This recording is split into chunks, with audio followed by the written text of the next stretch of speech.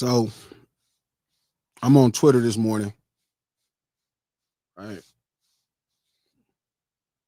I'm on Twitter this morning and I saw something that Joe Budden said.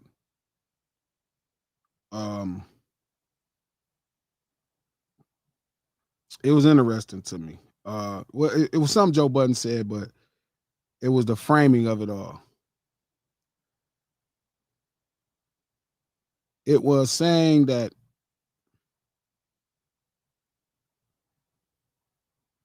he said, Joe says Drake's greatest superpower has always been absorbing regional sounds / cultures and turning them into massive records.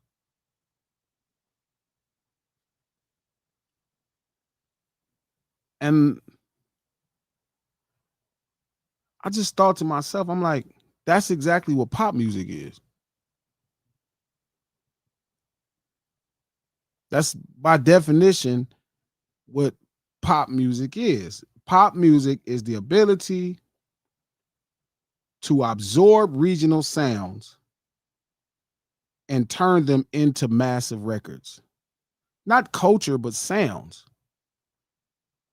Well, I guess that's Elvis Presley's greatest superpower.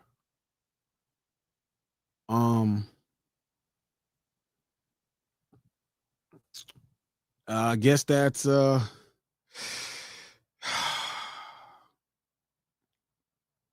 guess that's the American. I guess that's am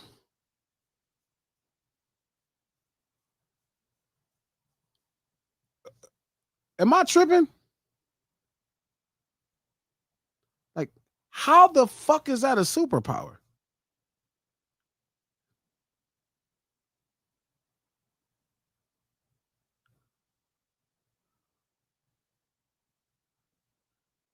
How is that a superpower?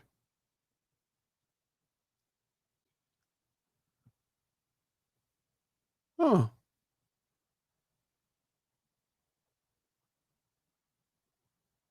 How is that a superpower?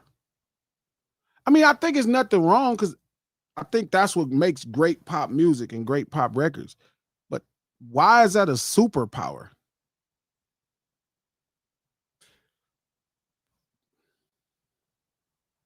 I,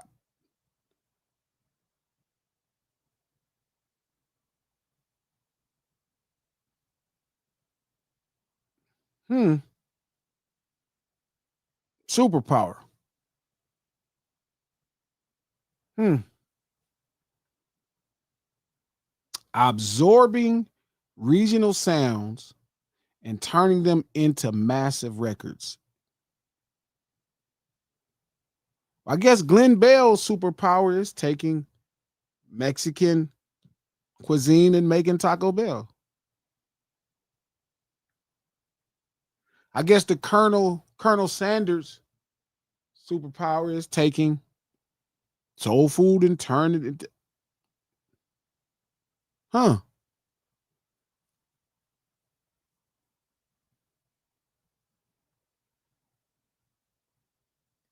Don't get me wrong. I think it's fair to say, to give credit. Like Michael Jackson could take records from genres and make great records. You know what I mean? That's what pop music is. That's what NSYNC does. That's what Backstreet Boys does. That's what Max Martin does. That's what every person who makes pop music does. I don't think it's I watch people use that as a knock against hip hop, right? Like, oh, this artist only could do this. And well, that's what hip hop is. It's the ability to do this. Huh. Hmm. And y'all be thinking I'm tripping. Y'all be thinking I'm tripping. Y'all be thinking I'm tripping. That shit crazy. Y'all be thinking I'm tripping. Cause sometimes I'll say some shit right and it'll be just this crazy argument. And I'll be thinking about like this whole argument is over 7 years has been this exact sentiment. Like, when I was asked about this, it was like, oh no, he just takes all kind of regional sounds and turns them into mainstream records. That became this kind of pseudo war where people is mad at me cuz for saying something that he just said right now.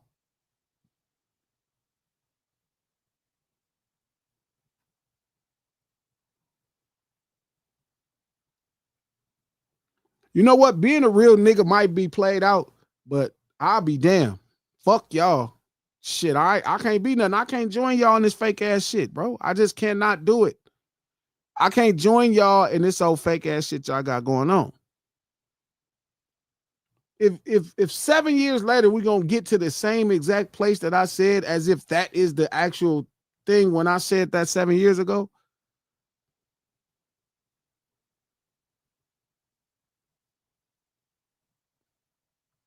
Absorbing regional sounds and turning them into massive records.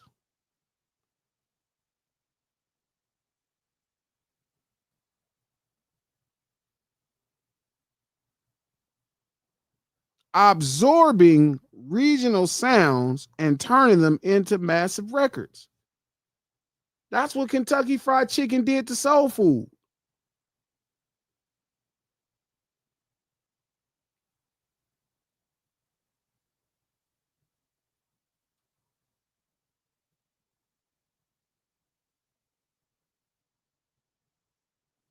Y'all motherfucker be thinking I'm tripping, dog. Y'all be thinking I'm fucking tripping. This how it seem like I be tripping. Hmm.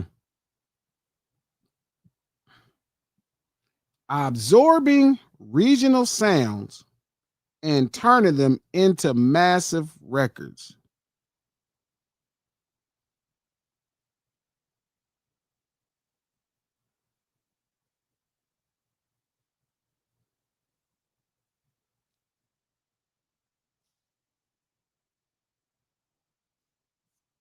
Hmm.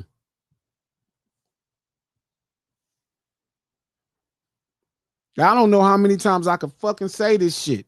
Absorbing regional sounds and turning them into massive records.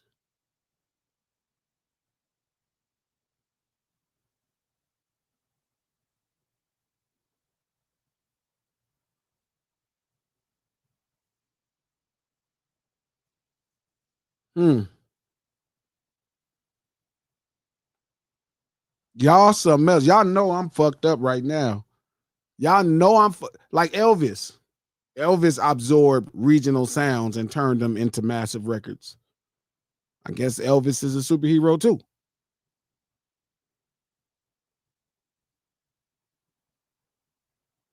Nah, P, he don't sound crazy for phrasing like that. That's what it is. That's the whole fucking argument. You're not a part of shit, but you could just emulate shit.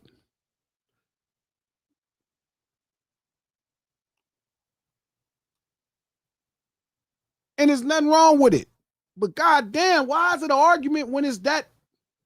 Y'all made me waste y'all made me waste 7 years to get to exactly what I'm saying. 7 years. We could have had this conversation 7 years ago.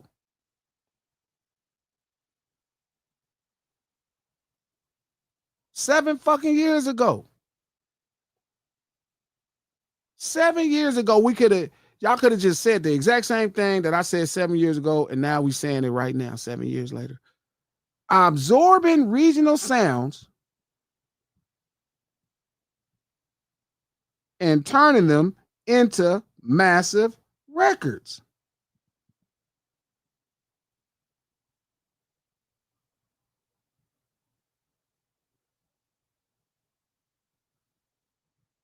And y'all be thinking I'm tripping. Niggas be thinking I'm tripping. Absorbing regional sounds and turning them into massive records.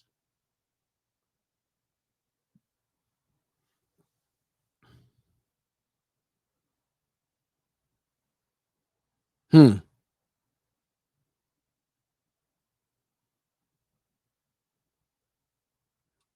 Motherfucker.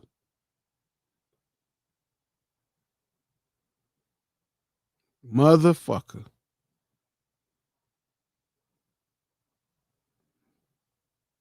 The most frustrating thing about all of these conversations, right, is simple ideas that turn into positive or negatives. That's the most frustrating part of this shit. Things that are simple ideas that turn into positive and negatives.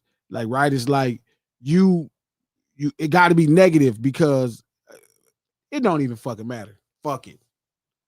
I just think it's fucking crazy that it takes 7 years for somebody to say absorbing regional sounds and turning them into massive records.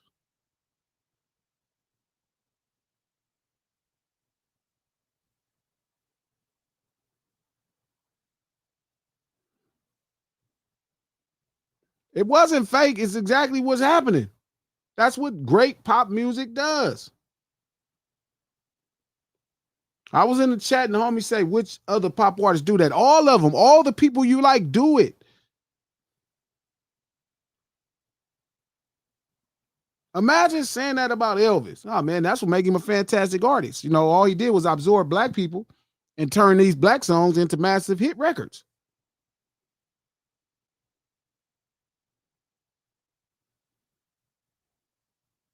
I imagine, like, well, Elvis has superpowers too. He just absorbed niggas and turned it into massive hit records. That's Glenn Bell's superpower. That's how far can we go with this?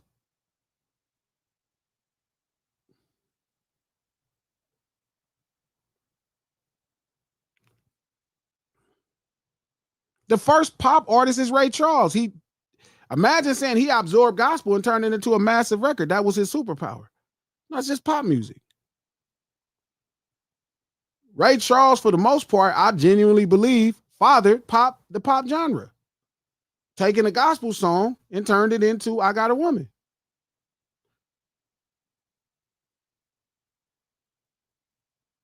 That's what pop music is.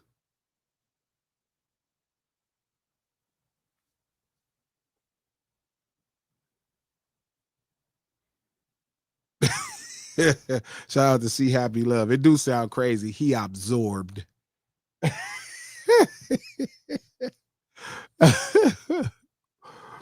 He absorbed. I'm funny. Man. You know what? Elvis absorbed Big Mama Thornton. He absorbed it. The colonizers, the Europeans absorbed the Indians, the Native Americans. I would say superpower. White people been had the superpower. They've been absorbing all kind of cultures and then making their own faces in that exact culture for everything. So that's what it is. White people got superpower. That's their superpower. That's what they superpower. I'm fucking crying, man. Oh shit. Absorbing regional sound. You know, that's a nigga superpower. He could take that nigga culture and sell it to everybody else.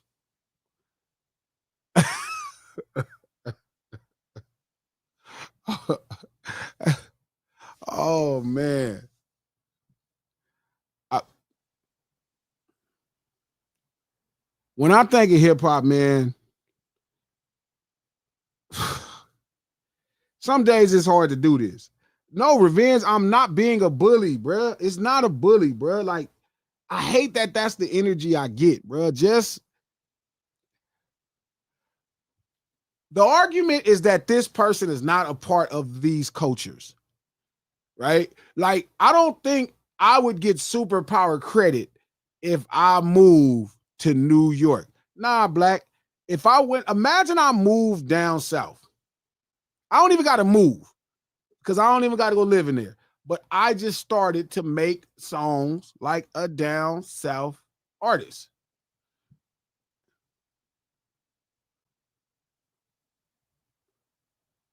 I, and I think it's because I don't think we're arguing about how fantastic of an artist somebody is.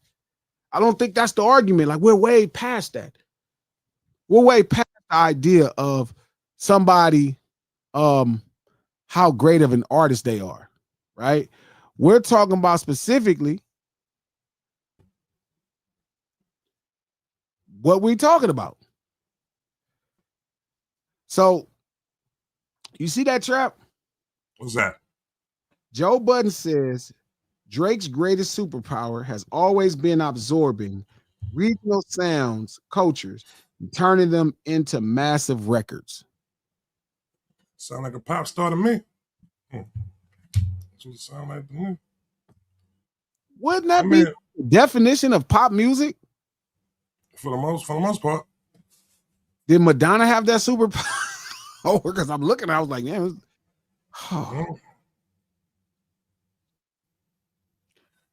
I don't get it, Pete. Like, I don't get it, Pete. Like, what's so wrong with just calling a spade a spade?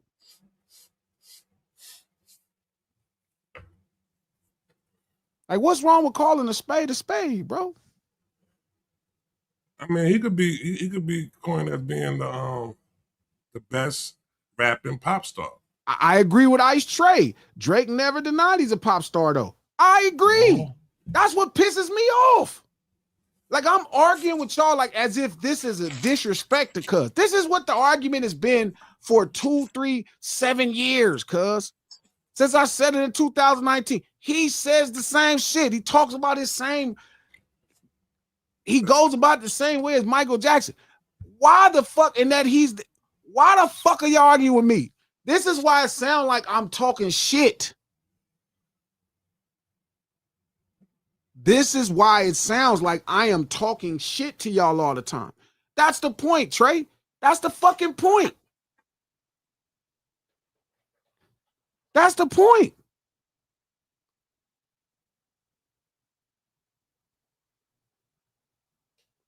I had no intentions to talk about this today, but when I was looking at that, it came across my Twitter line. That shit started to, I was sitting down and I was setting up the whole setup and all of that, getting it ready, feel me? And I'm looking at that and I'm like, what the fuck?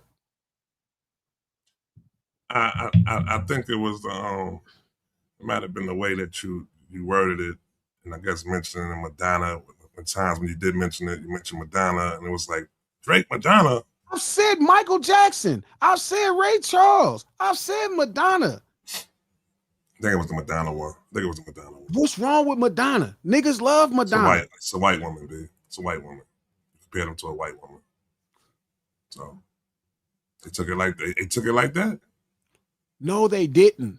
They did. No, it goes into that they same didn't care about Michael Jackson. It because again, it's not Michael Jackson. It's not Michael Jackson? I don't think that's the point. Michael Jackson and Madonna are the same. Prince does the same thing. I don't get what the fuck is wrong with people.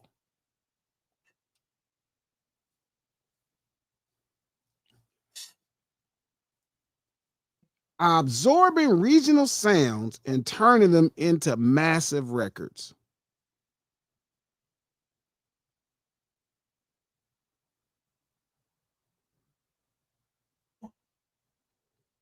It reminds me of watching people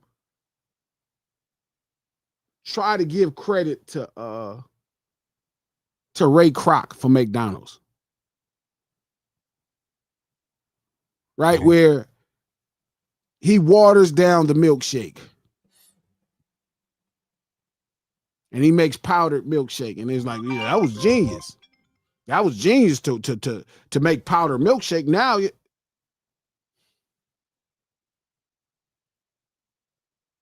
no, P. I think y'all get it, but y'all fight against it. I'll be honest, bro. I think it's the other way around, P. I think y'all get it, y'all fight against it. I hate that y'all make me go through all this shit to tell you some shit you know. That's the most frustrating thing. Like, your fucking loyalty to one person cannot be more loyal to what's important in this conversation. And that's the weird part. Like, that's just the weird fucking part. Y'all get it. That's the proof that y'all get it. That's the point, because you make the point for me all the fucking time. I keep telling y'all we're having this argument.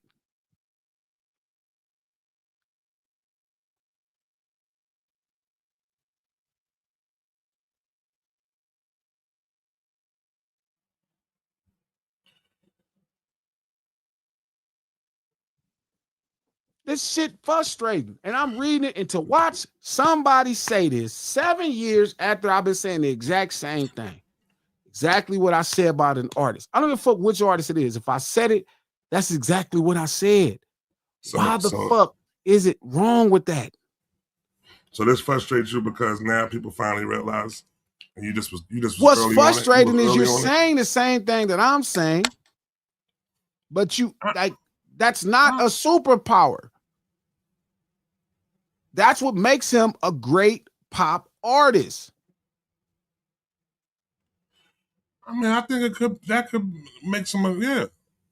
Not a superpower. No, the frustrating part is to argue with fans. Okay. That's the frustrating part, because it's like I'm arguing with P. P is an intelligent brother, dog. Just talking to this man, he's intelligent. And he starts to kind of figure out ways and shit. And I'm like, bro, stop doing that. Stop doing it. You don't have to do that, bro. We could just focus on what makes somebody great. We don't got to focus on the things that are like we don't like. We can focus on the things that make them great. Being pop is just a style of music. It's not a superpower. Like Ray Charles' ability to replay a gospel song and turn into I Got a Woman is not a superpower. That's not to say his musicianship is not dope. The nigga can play, but to play, it must be Jesus by the Southern Tones to play it up, right? And then sing a worldly song. It's not necessarily a genius tactic. I think his superpower is the fact that he's able to make motherfuckers think that this shit is hip hop, though. You know what I'm saying? That's a superpower right there. Like he got a whole bunch of motherfuckers thinking that this pop shit that he's doing is really actually hip hop. You know what I'm saying? I don't think they think it's hip hop. Yes, they do. They argue back with us all day about the shit. No, though. I think they simplify something that black people have. Listen, I'm not gonna just single out black people, even though I want to, because it feels like that's what it should be. But let's just speak from a level of facts. Truthfully, right? It goes into everybody having access to something. Like, right, if it was a restaurant full of black people and they serve Mexican food, they can prepare it the way Mexicans can, right? They can go out there and prepare it the exact same way, right? If black people did it. I don't know if we would call it authentic Mexican food. We may could get that off, but you know what we wouldn't call them? Mexicans. If you went to a soul food restaurant and it was a bunch of Mexican folks making soul food, imagine them calling it an authentic soul food restaurant.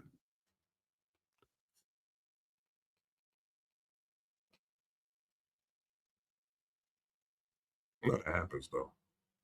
It never happens.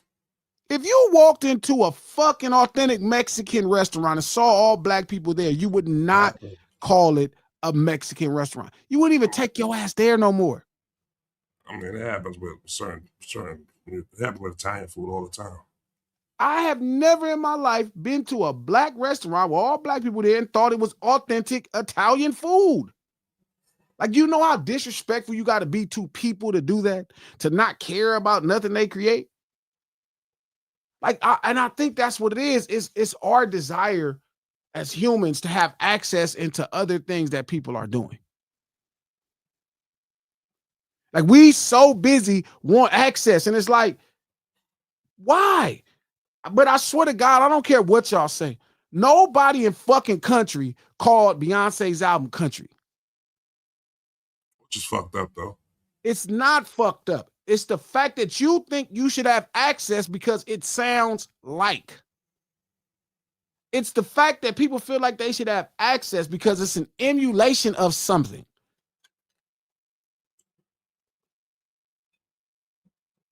You get what I'm saying? Like, that's the fucked up part. Human beings desire to be a part of something that they're not a part of without ever going through the part. Really, even worse, presenting it like they're a part of it.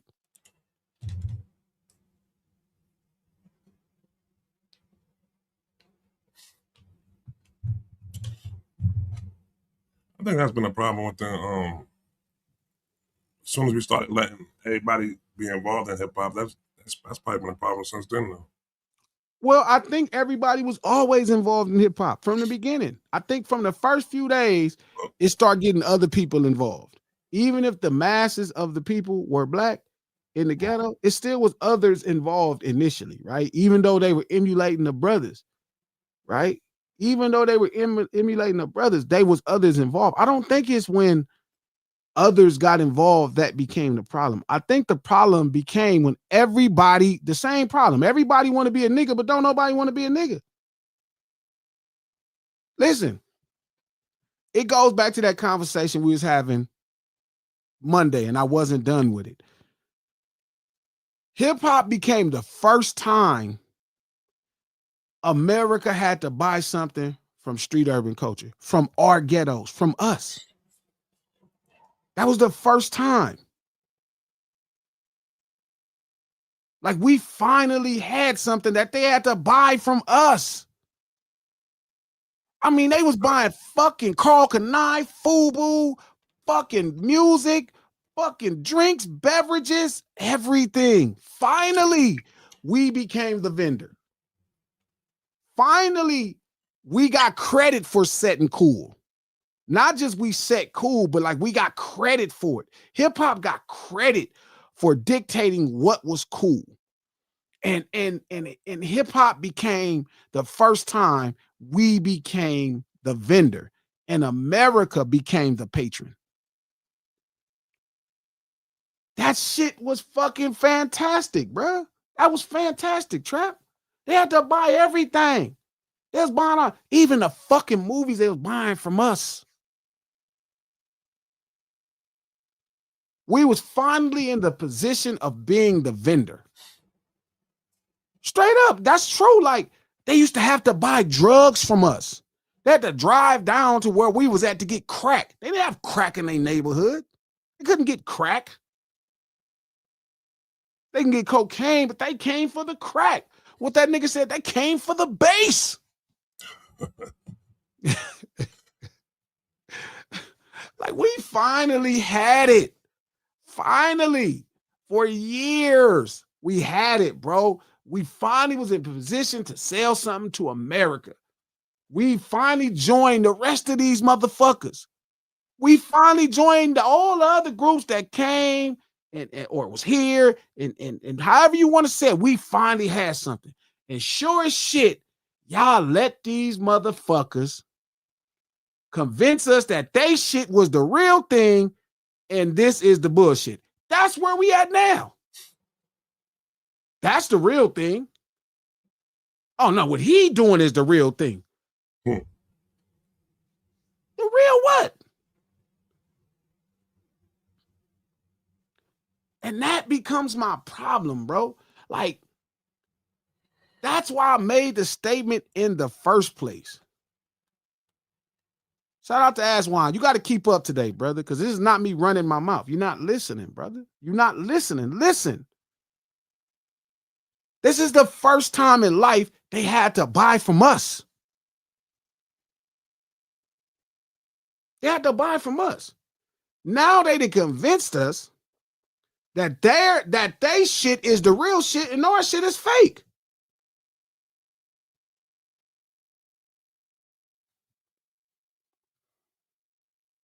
And y'all stupid motherfuckers is trying to champion it. Finally, the poor black community had something for sale at the highest level. And you motherfuckers let them take it. Again. It's like y'all want to be patrons. It's like y'all want to be patrons, bro. It's like y'all want to buy their shit. It went from us making our shit cool to now we got to go back to buying their shit.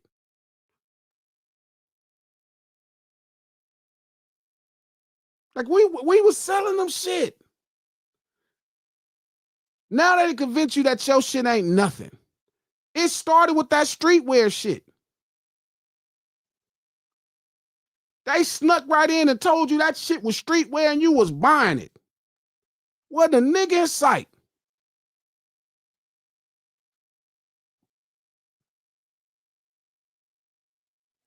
Y'all motherfuckers something else, man. And I explain this to P, and that's what fucking bothers me. Like when people know my true point, Trap, of what I'm saying in this conversation, right? When people know my true point of what I'm saying in this conversation, why I felt like it was important to make this declaration, right? I explained to everybody why it was important. I say, hey, look, man, this gave a lot of opportunity. Them brothers in New York City created something that, like an art that came out the ghetto that became viable, not only as an expression, but a viable product that people around the world wanted to buy. And we controlled it. It was us. We controlled what it was. We decided what was cool. We told them, and then we presented, and we're like, y'all can sell this because we approve of this. We approve of this. Y'all could, here. And sure as shit, y'all let them take that shit from us and start putting who the fuck they wanted as the voice of this shit right here.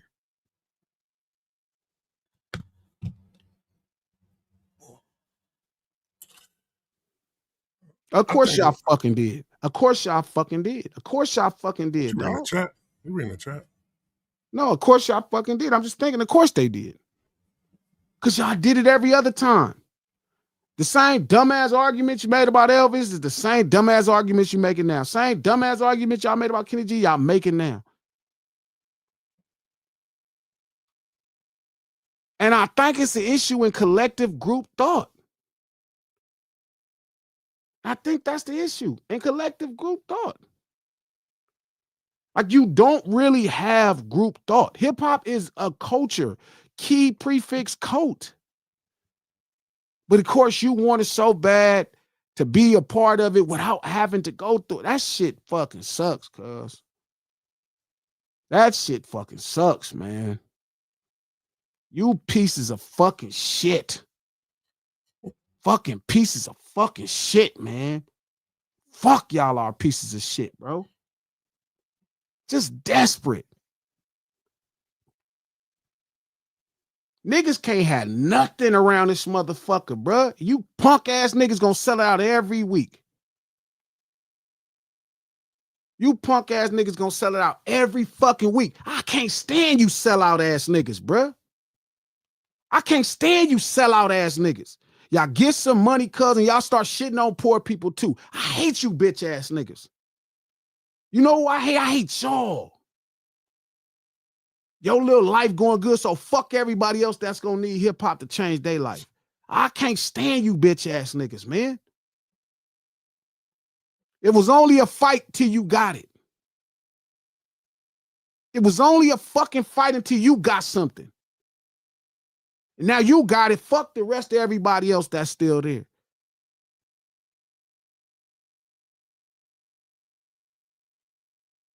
That shit crazy to me, man. You can love the shit you love, cousin. You ain't got to sell it out. It could be just for you. But you start infecting everybody else with that punk ass shit.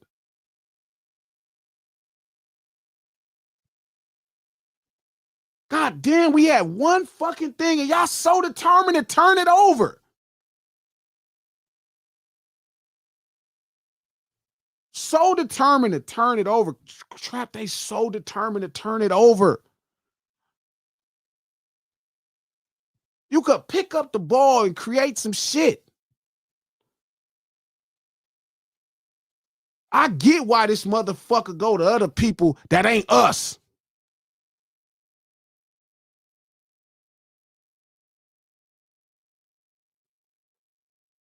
All y'all could have bought hip hop just fucking fine, but you had to try to own it too. And y'all not giving us nothing to fucking own. Y'all motherfucker, this country raised up the fucking Irish people. This country raised up the Italian people. This country raised up the Jewish people. This country raised up every fucking body else. Nigga finally got some of you bitch ass niggas want that too. And then you punk ass sellouts want to give it to them like everything else.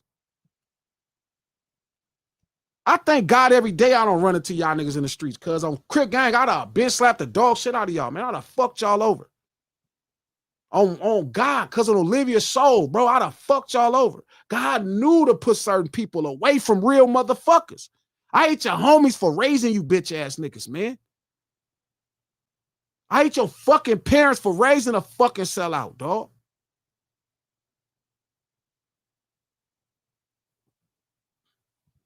Just desperate.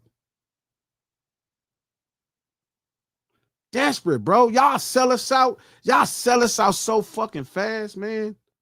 Anything, bro. Like any fucking thing, dog. God damn, Trap. Like them niggas in New York made some shit, bro. Like every ghetto could benefit. We could tell our stories finally. The world didn't have to ignore us, and it ended up being we made it a viable product. Like them niggas showed us how to turn our struggle into a viable product. Finally, bro. Like finally, some niggas in New York showed us, and it was the way. It was the way.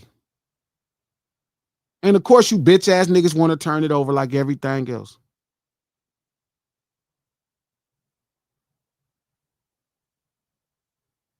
That shit crazy, Trap. That shit fucks with me. I ain't gonna even lie, bro. Yeah, man.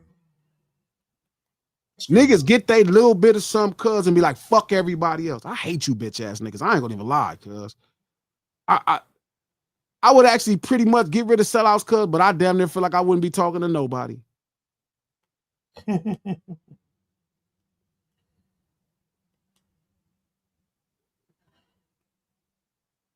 Everybody ain't selling out, man. You know, this morning Lex said, Glasses, man, I give you $10,000 to not mention that nigga. Did he really? I swear to God, he said that. Lex is a trip, man. Lex is Thinking a to trip, myself, man. like, why would that bother you? Why the fuck does that bother you? Cuz like, why the fuck, like niggas is talking about what I'm doing. Like, what the fuck are you doing? You out here trying to hold hands, cuz, and y'all just, oh man, cuz y'all, man, I don't know what the fuck is wrong with y'all.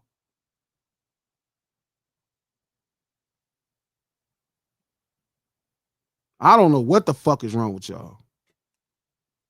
But I get it. Money means so much to y'all. So y'all gonna wake up sore. Oh, boy. Oh, boy. Excuse me real quick, man. I'm trying to pay this thing off real quick. That shit crazy, cuz. That shit absolutely motherfucking crazy. Nigga finally got something. Finally.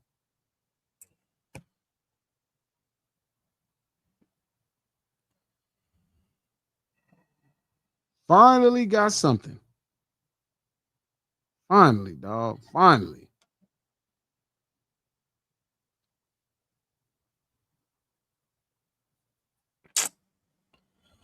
Oh, boy. Give me 1 second, man. I'm trying to Absorbing regional sounds and turning them into massive records. You need to put that on a fucking shirt. Absorbing regional sounds and turning them into massive records.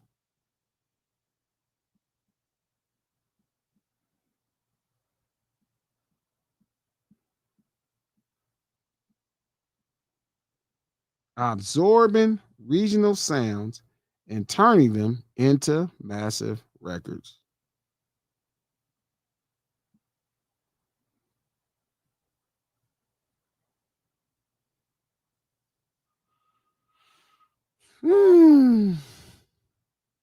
The sheer frustration that be in my heart for you niggas.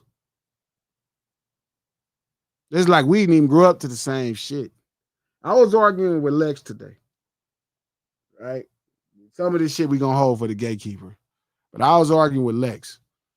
And I was telling him, if you married a white woman, you cannot be a great black man. That's crazy. That's crazy. He thought I was playing. I'm like, how?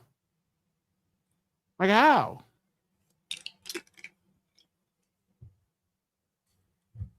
I don't get it. I don't get what am I missing, bro? Like why is my brain wired this way and everybody else's brain wired for itself? Why do I feel so much a part of the code and everybody else? I think what it is I'm actually proud of where I'm from. Like nobody forced me to be the nigga that I am. Like I think so many people, bro, got forced to be the nigga that they are. Like so many people got forced to be the nigga that they are.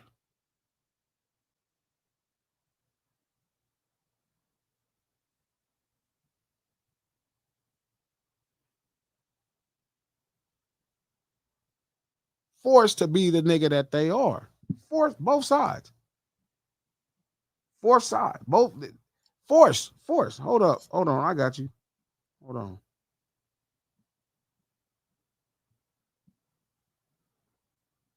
Both sides got forced.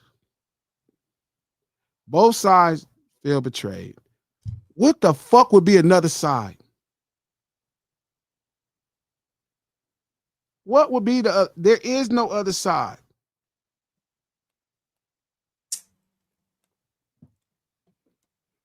There is no other side. Yo. P, what is the other side? How do the other side feel betrayed? How the other side feel betrayed? Sure. Because I think they feel like they the folks that was there too. Yeah, nah, maybe we didn't live in the same neighborhood as you or that, but we was there too. But all of a sudden now the conversation is we're unauthentic, we're fake for this or that or whatever reason. It's not just that. Hey, it's good, be proud where you from, but then it gets put in terms of denigrating where somebody else. You're not from here. You doesn't have any culture. This place doesn't. This place does. It gets split to where there's, like I said, there's people that was right there. They were adjacent. They're right with you, or they're important. But all of a sudden now, the conversation is like, let's check the card. Were they on your block? Were they this? Were they that? I think that. You don't think that people shouldn't be able to speak for people if they don't have experience or knowledge in the space? One, I'm not even sure if that's what they were trying to do. Of course it is. That's why they use the lingo to speak. It's either one or the other. You're either trying to speak to the people, that's their language, or you speaking to other people for the people by using their language. Somewhere along the line, you're trying to be. I'm not sure if that was the goal. Like if I'm creating music or that's the only reason you use language. Other than that, why speak at all? Like certain things, P, you gotta concede in the conversation. Like okay, what about? Okay. One of them is when you speak, you're trying to be heard. Yeah. The language you prefer to use, you're either trying to get somebody to understand what you're saying or you want them to perceive you a certain way. Is that fair to say? Just simple? Yeah, that's fair. Yeah. So then again, you don't think hip hop deserves representatives of that? How could any other side feel betrayed? How? Like there's only one side. There's only one thing that's been wronged in all of this. There's only one thing historically in rock music that was harmed because of this. There was only one thing in jazz that was wrong. Why is it always two sides when it comes to some shit poor black people got? Like, can niggas have one thing, P?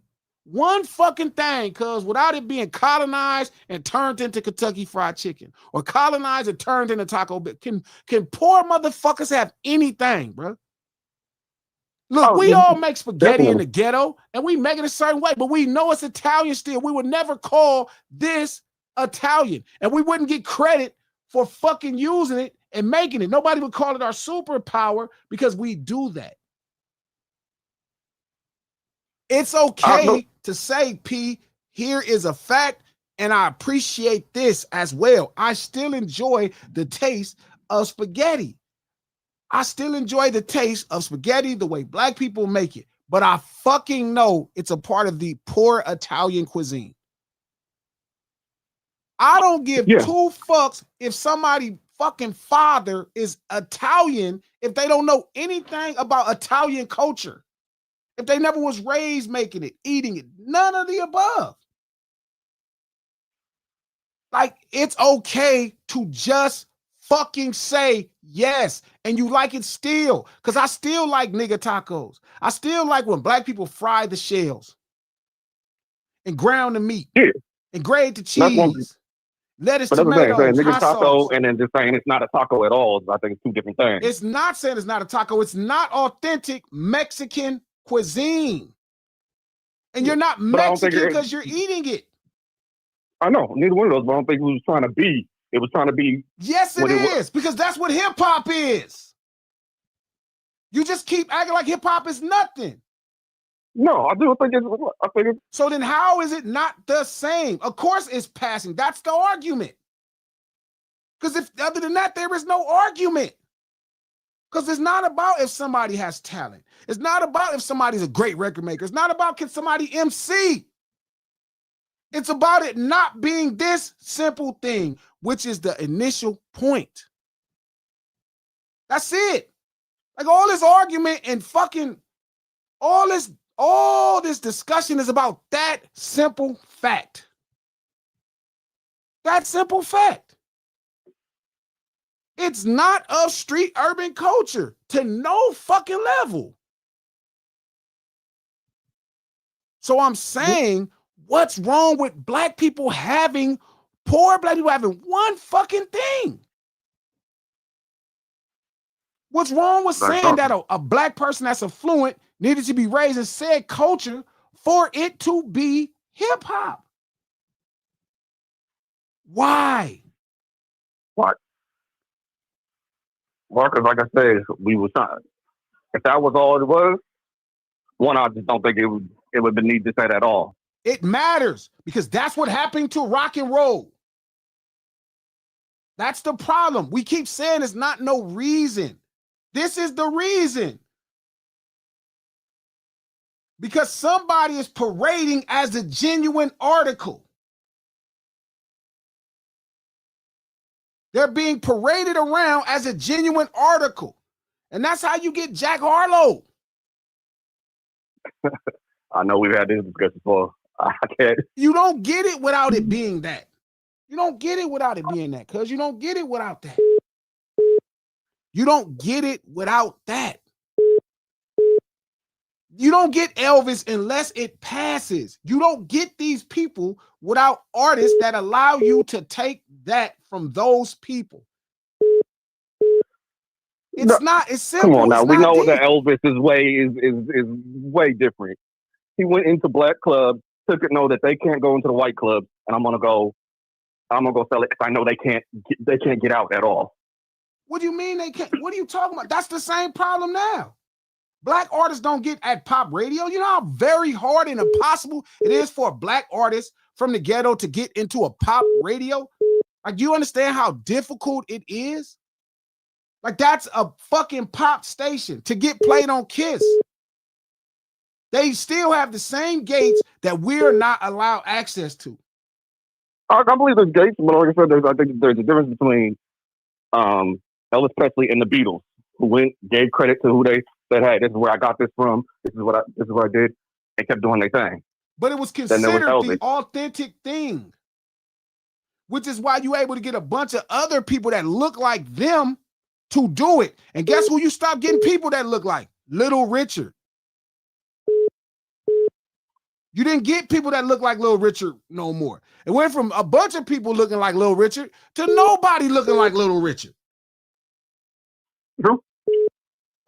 It's simple. Like, why is this so fucking deep? Like, our affinity for one person does not trump what's important to the mass. It's not complicated, P. It's simple. Like I said, it's not the that's what I think. It's not the affinity for the foreign person. It's the messaging that goes along with all this. It's not It's just no hey, it's messaging. that. It's the fact that black people, poor black people, are trying to keep one thing. There is no messaging. There is no other messaging. Like the problem is, that's why the Beatles are considered rock. That's why Elvis is considered rock or the king of rock and roll. Elvis fucking Presley is considered the king of rock and roll.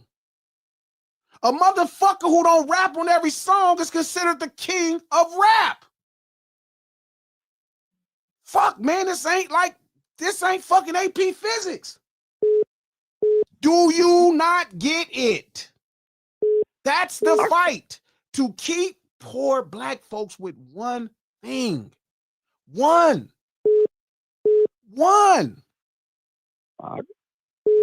P. One. Move out your own fucking way. Stop your fucking selfish shit. Stop your selfish shit of how I don't give a fuck how none of us grew up. I don't give a fuck if you grew up more affluent. Let motherfucking niggas have one fucking thing and fight for it for one time. Yes, it don't gotta be you. It don't gotta be for you. It gotta be for the people that's gonna need it, because they not gonna have the other shit that we can have. They're not gonna need it. That's the same thing I've been saying. I think there's people who's not gonna need it. A bunch of motherfuckers, P. If a motherfucker has action at acting and have access to this shit right here, they didn't need this. Jay-Z needed it. Kendrick needed it. There was no access to nothing else. That's what hip-hop was sweet. They didn't have there was no other artistic programs in the community, so they created one. They didn't use the walls to do fucking graffiti because it was just a fucked up thing to do. That is their place. God damn it, man. If y'all can't fight for poor black people for once in your life, bro, y'all let that fucking cracker walk around Nashville calling all these people nigger and made all these dumbass excuses. Why? Y'all let everybody make these dumbass excuses. Like, goddamn, could one time the affluent black folk fight for poor black people to keep one thing? We let them take rock from niggas. We let them take blues from niggas. We let them take it from them, dog. We let them take it. No, I agree with you on rock. I just, like I said before, I didn't agree with this. And when we say affluent, I think I said there's a group that's far from affluent. But the way this argument has been going, pushes them away too. I would rather them push away than poor black people that have nothing. I don't give two fucks about a bunch of motherfuckers that got opportunity. They are fine. They can make a choice. I mean, I think that's the assumption that they've got an opportunity. You said who? I'm saying, like I said, the group that's, hey, I'm struggling. Maybe I'm not struggling as, degree of whatever the struggle is. It's not the struggle Olympics, bro. Yeah, that's what I'm saying. But I'm telling you that, so that's not to compare. That's not a comparable thing. We don't got to make that false comparative. Mm-hmm. Like, we don't got to create a bottom for every fucking body. Donald Trump could say he started at the bottom with his 5 million and now he got 10 billion. What the fuck are you talking about? We don't got to change and adjust everything for everybody, man. God damn, man. Can we unify to save one fucking thing for poor black people to have a chance to change circumstance? Can we just one time, bro? One time. Like one time. Why am I fighting my people all the time? Like, bro, like I swear to God, Pete, cuz I be going to sleep, cuz, and I be having fucking nightmares. Like I'm on a plantation arguing with niggas why motherfucking this lady is right and we need to be moving on Underground Railroad. And it's a bunch of people arguing with her trying to rationalize why we should stay with Massa. And then I had a dream where I'm arguing with niggas why we shouldn't let Elvis. I'm in the middle of the Elvis Presley shit. And I'm trying to be like, man, that motherfucker ain't rock and roll, dog. That motherfucker ain't rock and roll. He's just emulating these people. And it's a bunch of y'all screaming why it should be cool. Well, he grew up in Tennessee too. He grew up in Memphis too. Like, bruh, Like I see myself in the past as that person arguing about Kenny G. Like, hey man, fuck that. And y'all motherfuckers keep making an excuse because they're like, well, he got a saxophone like everybody else. Cuz. Fuck, man. Like trying to motivate y'all to stand up for one fucking thing is virtually impossible. I don't know how the fuck Martin Luther King did it, bro. I don't know how. Because you niggas be wanting to sell niggas out every step of the way for no reason. For no genuine reason. There was no genuine reason for anybody to have a stance against what I'm saying right now. There's not one reason. Every reason in the world says you should stand with me. But there's not one logical reason, because for y'all to stand against me on this. Not one. It can only be selfish for something you want or for everybody else. Fuck the group. Fuck everybody else, man. Like every time, cuz. Every time. That's the thing. Like I'm saying, hey, we was trying to get us, you, us, all, everybody up. And then all of a sudden it became, like you said, we was like, why was we arguing? That's the question. Is when did this become a thing where we're making all these division lines? It's always been a division line. Because money in America makes you divide, which is why this is an argument now. The only problem is I've been getting to some money and I just don't fucking agree with y'all. Because I still see myself as a part of every poor motherfucker that never had nothing. That's what I can't get Lex to understand. I can't get Lex to remember the motherfucker that was his partner that didn't have a father that was doing good, that didn't have a mother. And there's so many of us in that place still right now, cuz. Money has always been a problem with niggas. I agree. Soon as y'all get some, bro, niggas start acting funny. Bro, let's protect one fucking thing for poor black people by poor black people. Like, let's protect it, bro. One time, bro. Like, let's protect it one time, bro. Like, one time. Like, why am I arguing with everybody? Why am I arguing for niggas to say the same thing, dog? I just got lucky, bro. I just got lucky that making money didn't turn me into a fucking white man. It's the only difference. Not no money. My first $1 million I'd have turned to a white man. My first success I'd have turned to no white man. I still was the same ghetto ass nigga from Watson Compton. AP Physics didn't turn me into a white man. 1320 on SAT didn't turn me into no white man. I never separated myself from a bunch of other motherfuckers that didn't have the advantages or the blessings from God that I had. That's it, P. That's the only separation. And the fact that I have to argue with y'all about doing the right thing is frustrating. It's the right thing, and you know it's the right thing. Nothing else about it makes it the wrong thing. Like I said, I don't think it's a test where it's right or wrong. I think it is about right and wrong. Is what happened to rock and roll wrong? Yeah, you feel like it's wrong. Yeah. Hit that light for me, Coach. Nice. What happened to rock and roll? Is that wrong? Yeah. What's happening to R&B right now? Is that wrong? Where no R&B act could get a major budget for singing and shit, but they giving Adele, Sam Smith, and all them major budgets? Yeah. That shit wrong, bro. That shit wrong, man. That shit wrong. You gotta stop being a selfish measure of what's important to who I like and what good for me, because where I'm at in life. Like, I remember thinking like that, bro. Taxes and shit. I'm like, man, shit. Like, that's what's wrong with niggas now. They vote for their own personal interest. They not voting for the floor of Black America. They not voting for the floor of Black America. And this is another conversation of the same thing, P. Because there's nothing we should be arguing about in this situation. The fact that I look up cuz and Joe Budden is saying the exact same thing I said 7 years ago lets me know that every last one of these motherfuckers know exactly what I'm talking about. But for some reason, I'm arguing with everybody about the same shit.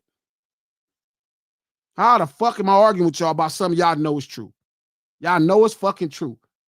Y'all know this motherfucker is not a no street urban coach. I don't give a fuck how much you keep pulling. You done heard this motherfucker talk enough and paid attention. You can see it's a bunch of emulations of everything else. It don't mean you can't like cuz. It don't mean you can't buy his album. It don't mean you can't jam his shit. It means you stop calling him something else. Because what happens is they're gonna move a fucking million Jack Harlows into that space. All right, P. Thank you, man. Thank you for the call, brother. My man, P. Kai, what up? What's good? Let me turn my TV down real quick, G. My dog. I'm like, what the fuck is going on? I mean, no disrespect, but this dude sound like he's fucking just snitched on somebody. He's in county jail and he's nervous as fuck on the phone and shit. Like, hang up on that nigga. Like, nah, P my guy, man. I build with P because P is an intellect, but again, trying to remove, it's the same thing I go through with Lex, bro. Lex is different. Lex is just trolling me every day. But to try to remove people's emotions from what's best for the body of poor black people, for the floor of black America, is fucking hard because, like, it's different when you got all these opportunities. Man, like, hip-hop is different, bro. It gave opportunity to a bunch of people to finally Well, be it heard. ain't like that nowhere because of like I've been telling y'all, back then it was about the radio, but now these rappers ain't worried about that. Radio killed the video killed the radio star. Half of these motherfuckers that's coming out today, they won't even be in existence next year. Let me get to it. Let me start this show. I'm on you, guy. All right, brother. Thank you. No Ceilings Live, the lunch hour every Monday, Wednesday, and Friday right here, noon, Pacific Standard Time, 3 p.m. Feel me? If you're on the East Coast. Glad y'all here. Hopefully you having a good day at work, feeding your body. We here to feed your mind that good soul food for thought. Not that like Kentucky soul food for thought, real soul food for thought. Like I didn't use a pressure cooker to make it. You know, I don't have powdered mashed potatoes because it's like I actually really take these potatoes, and boil them, and then I mash them. Feel me? I strain them like I go to work. When I fry the chicken, it's fresh chicken. I go back there and chop the head off, brother. I chop the head off, bruh. Boom, I defeather it myself. I come up in here, I do all the processing myself, and I fry it in fresh grease every time. Put that seasoning, that milk, every time, that real seasoning, bruh. Like I really whip this shit up, bruh. This ain't them nigga show. This ain't them nigga shows, bruh. This ain't no money grab, bruh. This ain't them nigga shows, man. This ain't Glenn Bell, bruh. I'm not around this motherfucker trying to make up my own shit. Like I'm really whipping up real soul food for thought, dog. It's important. Straight up, you know what I mean? So we here to feed your mind that good soul food for thought. Hit that like button on YouTube real quick. Please don't make these people ask you 100 times, cuz. Stop hating. I don't give a fuck if you a Drake fan, cuz you bring your punk ass here, cuz it's a reason that I'm saying. Straight up. So again, go on, hit that like button. Don't make these people ask you twice. Don't make these. Shout out to Craig. I'm gonna get at you, Craig. I got you right now. I got you because I'm gonna address that. But hit that like button. If you're on Twitter, retweet this link. If you're on Facebook, share this post. We do this stream to support the No Ceilings podcast. Fresh episode just went up. Conversations with Mac Wop. I had a dope conversation with homie Mac Wop, just telling him how proud I was of his growth. I remember that dude as a little teenager, man, just coming in to TD Studios. So I thought that was dope. And it's an amazing conversation to listen to. You can check out the No Ceilings podcast on Apple Podcasts, iHeart Podcasts, anywhere you get your podcast from. The No Ceilings podcast is executive produced by Charlamagne the God, the Black Effect Podcast Network, and iHeart. And our sponsor, mealsbymanny.com, MANNIE.com. Feel me? For the 2027, if you want to lose weight, gain weight, or you just don't feel like cooking, hit up mealsbymanny.com, MANNIE.com. Let Manny get your meals right, straight up. Just like that. And if you're going to cook your own food, get some Hood Fire seasoning, mealsbymanny.com. Just like that. Yeah, Coach, I had a whole conversation prepared about Coach, about more about this hip hop and YNs and what's wrong. Okay. But like I saw this clip from Joe podcast, from Joe Budden podcast, and it specifically said Drake's superpower was it specifically said Drake's superpower was. I got it right here. Where is it? His superpower was absorbing regional sounds and turning them into massive records. Okay.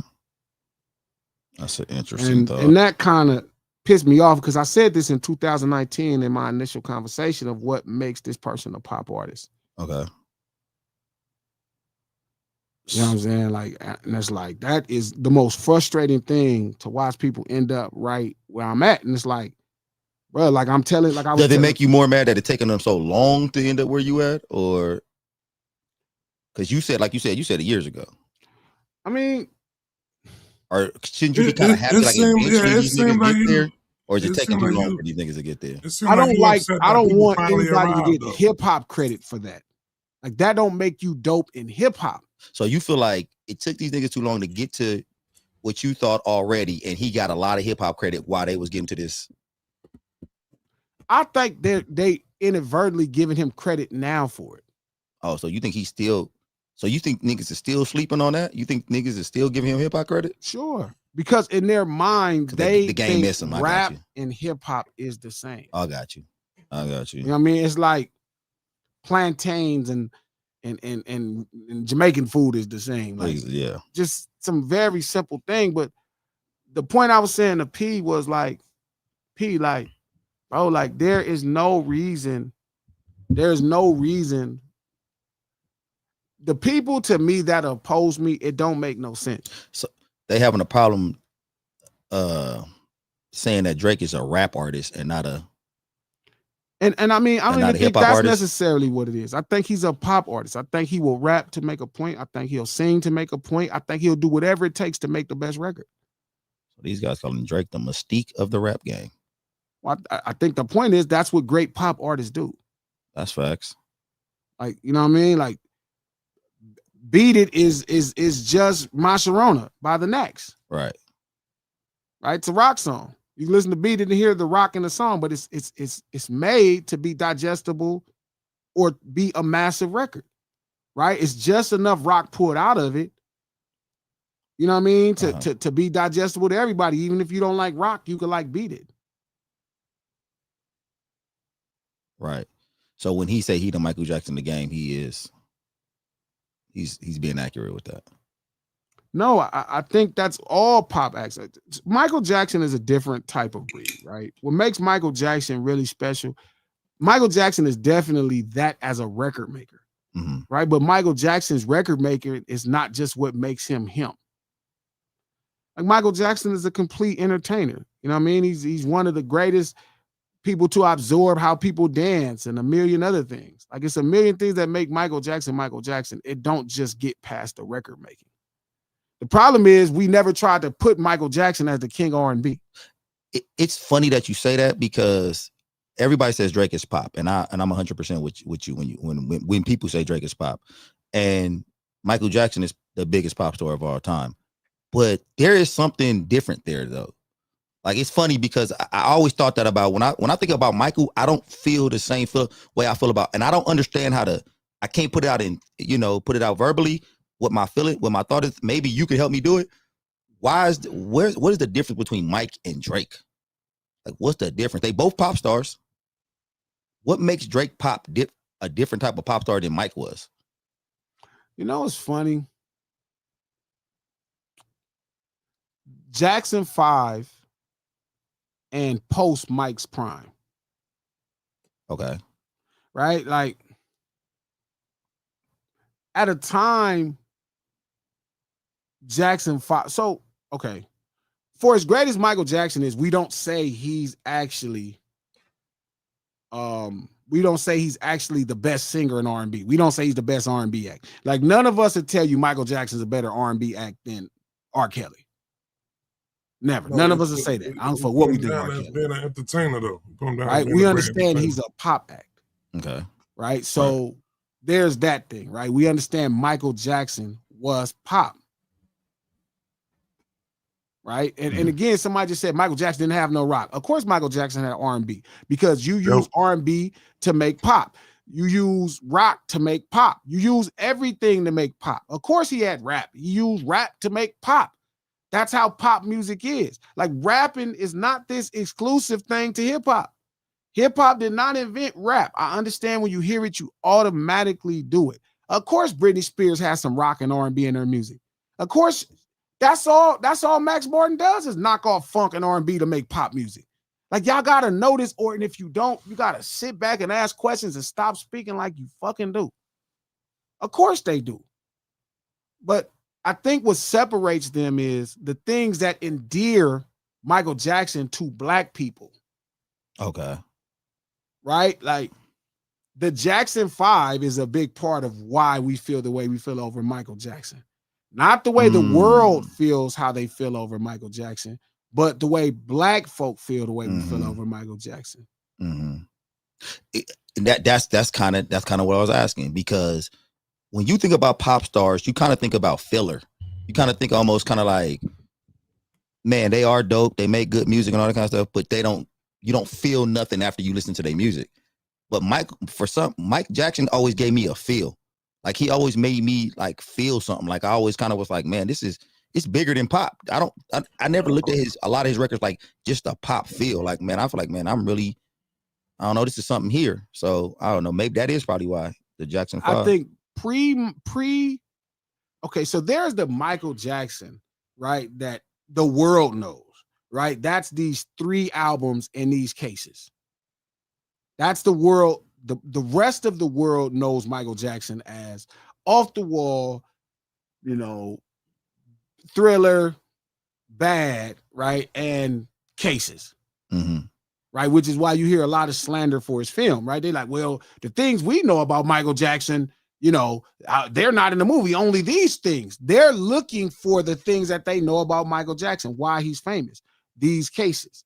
For us, the thing that makes Michael Jackson is the fact that he's Jackson 5.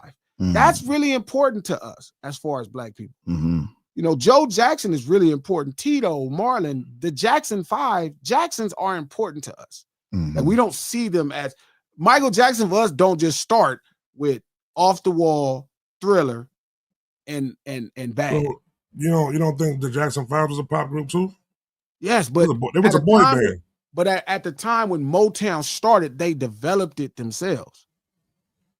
You get what I'm saying? Like if you was with Motown was considered as y'all said, I hate this term, but the higher frequency, or what do y'all call it? Low. What do y'all call when y'all talking shit about poor black people? Y'all call it low what?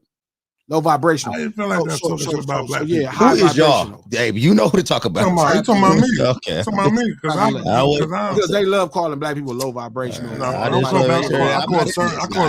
call music with a certain message in it low vibrational. Sure, whatever the message. I don't know if it's low vibrational, but I don't think that's the point. So Jackson 5 was considered like Motown's pride and joy, and they were kids, right? That's kind of how I got credited. But that's a lot of black people's connection to Michael Jackson and Motown, right? Is, Jackson 5. That's important. That's something Drake doesn't have. He don't have that, like, right? He's a mainstream act even on a television level. Right. Right. It's like Degrassi is not our thing. Jackson 5 was our thing. Like, even though it was a big thing, it was our thing. It was our thing. And then I think Michael Jackson post his run, songs like They Don't Really Care About Us, and because I believe there was a time when niggas was looking at Mike crazy, where they was like, man, why does this nigga skin look like that? You know what I mean? Why you got another it was 1,000 things that niggas looked at Mike crazy, but I think those are the things that endear us to Michael Jackson differently. But I think pound for pound, as far as making records, I mean, they are in the same exact boat. They do the same thing. And that's what I was trying to get to. They do the same thing, but I feel like Michael Jackson was to pop what animated series were the cartoons. Shout out to Rio. Call in, Rio. We'll chop it. The number at the bottom. Call in. Say that again. I'm just saying, like, I feel like Michael Jackson was to pop what animated series was the cartoons. Well, I think the problem is we keep thinking we like people because of just the music, and that's just never been true. Like, that's what I notice a lot of people's argument is. Well, I just like the music. No, you don't. Like, music, don't just let it work that way. Like, other than that, the person would be a one-hit wonder if it's just songs. And I think you're right about the Jackson 5. I think watching him, his upbringing, and watching how he had where he came from, it made us feel a connection to him. And we don't have that shit with the majority of pop stars. We don't have that connection. Like, well, the majority of pop stars also, again, pop was another genre that white folk took over. You know what I mean? And now we think of pop music as a white genre. But again, like, when you understand exactly what pop is, then you'll look at Ray Charles most likely as the father in the 50s, right? And there's always been pop artists, right? There's always been, right? It would always be that. I'm just going to be honest with you. I just feel like people relate to struggle.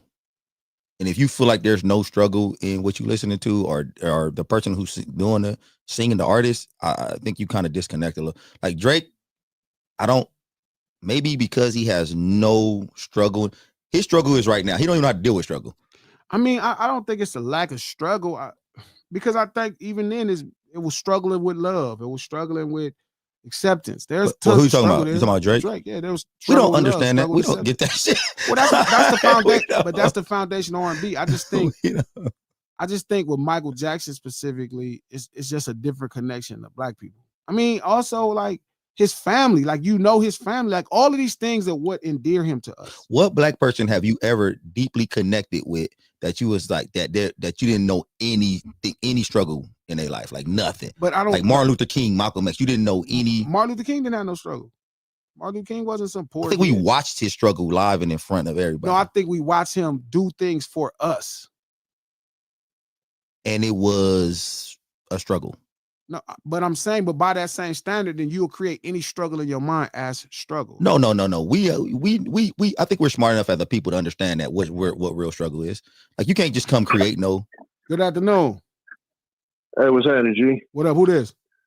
It's Tommy B, man. I'm from Tommy Uncle. B. What's happening, dog? Look, man, this conversation is hitting me a lot different, especially because, so I ain't listened to the album like you, but I'm on Instagram and I get all the clips.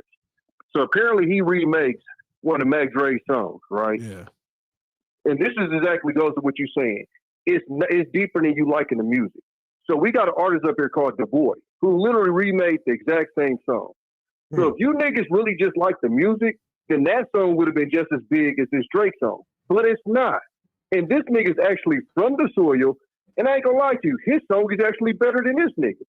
And then here's the weird part about it. The song you choose is called Too Hard for the Radio.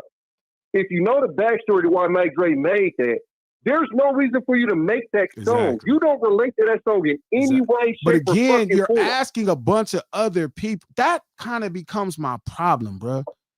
Like, all the fake ass rest in peace Mac Dre's I see niggas doing, bitch ass niggas, like 100%. You bitch ass niggas don't even know what Cuz real get down was. Like, this was At a nigga all. not getting supported. Like, but again, cuz when you watch things be gentrified and they try to just make it digestible for everybody, they don't understand what goes into the shit Cuz is on. They don't know Too what Hard that for the song Radio is is about. not made to be gentrified. Yeah, that they don't, song is and that's the literally point. Anti-gentrification. Yes, like soul food ain't meant to be nothing but what it is, and they struggle to get it because everybody want access to what poor Black people have. They just want it. They don't even give a fuck about the people that it come from. They just want it. Let me help you out, Coach. I think the difference between him and Mike is we're literally looking at an actor, right? And I'm not saying that to knock. Y'all got to remember, this is the same nigga we saw on a live stream change his accent to talk tough to a nigga. I've never seen that in my life. The nigga turned into a Jamaican to talk tough to a nigga. So it's not the fact that not only is he gentrifying it, he's almost trying to mix this shit into his real life. This is the same nigga that sat down for an interview and told some white people how ignorant it is to talk a slang. But now that's literally your whole career. So I think it's because we can smell it on him. You're an actor. There's nothing about you that's real. And even though Mike was a pop star, we understood it was real. Like what G said, when he made They Don't Really Care About Us, that was authentic. Mike and his actions showed that he really believed that. So- Everything that this nigga pushed, we don't see it in his actions. So You no talk tough, but believability. you'd have been flat. You'd have been pissed on. Like, it's nothing is backed up. So he don't got no believability. What is it to believe about? He wants us to believe he's not soft. But yet all of his fans want to say he don't want to act tough. But we watch you on a live stream act tough. We hear you in your song talking tough. So after you hear about him getting pissed on and smacked and shit, then he run up on somebody and turn his accent to Jamaican and call him a pussy. It's just No. He didn't run up on him. He stayed his ass in that truck. He did exactly like what most of these pussy ass niggas out here do. Sit inside his truck and talk about what he's gonna do. Okay. Yeah. I mean, I'm hey, you just got a saying. point. You got a point. But Let me get to these I'ma super kick chats. that My to boy, Watson. I appreciate you. All bro. right, brother. For sure. You got a point. And that's the trip. Like, I don't think people really understand what Too Hard for Record. I don't even want to talk about that shit, dog. Cause it's like, it ain't even that. Like, I don't even really give a fuck. It's the fact that anybody could use marketing and make it work on people. Shit frustrating, dog. It's like, Jesus Christ. That is frustrating. I agree with you there, 100%. It's like, you imagine trying to tell King like that's a magic trick. And he like, no, that is real. And you're like, no, here's the trick. Look, he had the quarter right there, and he's still fighting you. It's like, No, that's happened. That's real life Like, happened. shout out to Unc. Thank you for the $5. G convo with a Toronto rapper was fire, especially how he explained how he learned culture from rap videos. You know what? Stylo was really dope at that. And I remember telling him, like that's your job. Your job in hip-hop is to teach us about those streets and that culture of life. Like, that's your job. And I was like, I get it. You learned everything about us from a music video, which is why you could never, like, if you see a music video of culture, you don't really get what's happening. I don't give a fuck. It's like I showed Trap this video. I never knew Trap didn't see this shit with this white lady. I'm showing it to Trap and somebody else. And I'm like, and it's a lady trying to teach people what hip hop was while she's dancing. And she's like, yeah, you know, and that makes it hip hop. It's like, no, that don't make it hip hop. You know, everything's down low. It's like, that makes it hip hop. And it's like, no, that don't make it hip hop. He said, watch me pop my pussy. You seen that video? You seen that video, Coach? It's You seen the video, Coach? No, I haven't seen it. Oh man, I gotta show We you. gotta do a reaction video. We're gonna do a reaction video to it. Yeah, Watch me pop it. look at this This shit. makes it hip hop. But this shit is crazy. Yeah, this is for sure. This is gonna be cringy. Like, I already know. That's It's gonna be- cringy. It's very cringy. It's gonna be bad. Piss me off. Him talking it out was bad. So Piss me it's off. like I can't show it to y'all, but I'll put a link in the chat. But yeah, it's a great conversation. You know, I definitely let him know what his responsibility was at that point if he wanted to be in this thing. Shout out to Lil Bitty. Thank you for the $5. Seems to be more of a disservice. Takes away the already superpower of bad. originality and authenticity. It creates complacency. It's a great point, Lil Bitty. Kai, ladies. Ash, thank you for the $10. Wasted opportunity for Drake to remix Ice Ice Baby. Definitely missed that one. That was a shot. That could I have thought been he one. was gonna do it. Probably tried. It was like, you know, it probably just didn't come out right that time. Shout out to Slade. Thank you for the $5. Let me find out y'all out here absorbing niggas. Pause. Bruh, I'm crying. He did say that. Shout out to Eyes on the Sky. Thank you for the $2. Everybody want our rhythm and not our blues. That's the bar, Eyes on the Sky. Shout out to Tamila. Thank you for the 3-month membership. Curious, how do y'all feel about Drake put stuff on sets in this cosplaying? I guess he got a real set, like they said. Everybody got some real set or something. I don't know. But whatever. Even the term set, which is a different thing. But whatever. So that's a good point, though. Larry Love, thank you for the $10. I feel you, Glasses, but I don't think we was ever the vendors. The hats came in from day one and got everything Move signed your over mic, to their Coach. names. Move your mic, Coach. They did the same thing to those. Let's They pick it did up. the Pick out same the video. thing to those old blues artists, ripped them. We still was the vendor. As crazy as it sounds, we still was the vendors. Like other people might have did business with us, but we still was the vendors. Like we still was the vendors. Now they're selling us everything.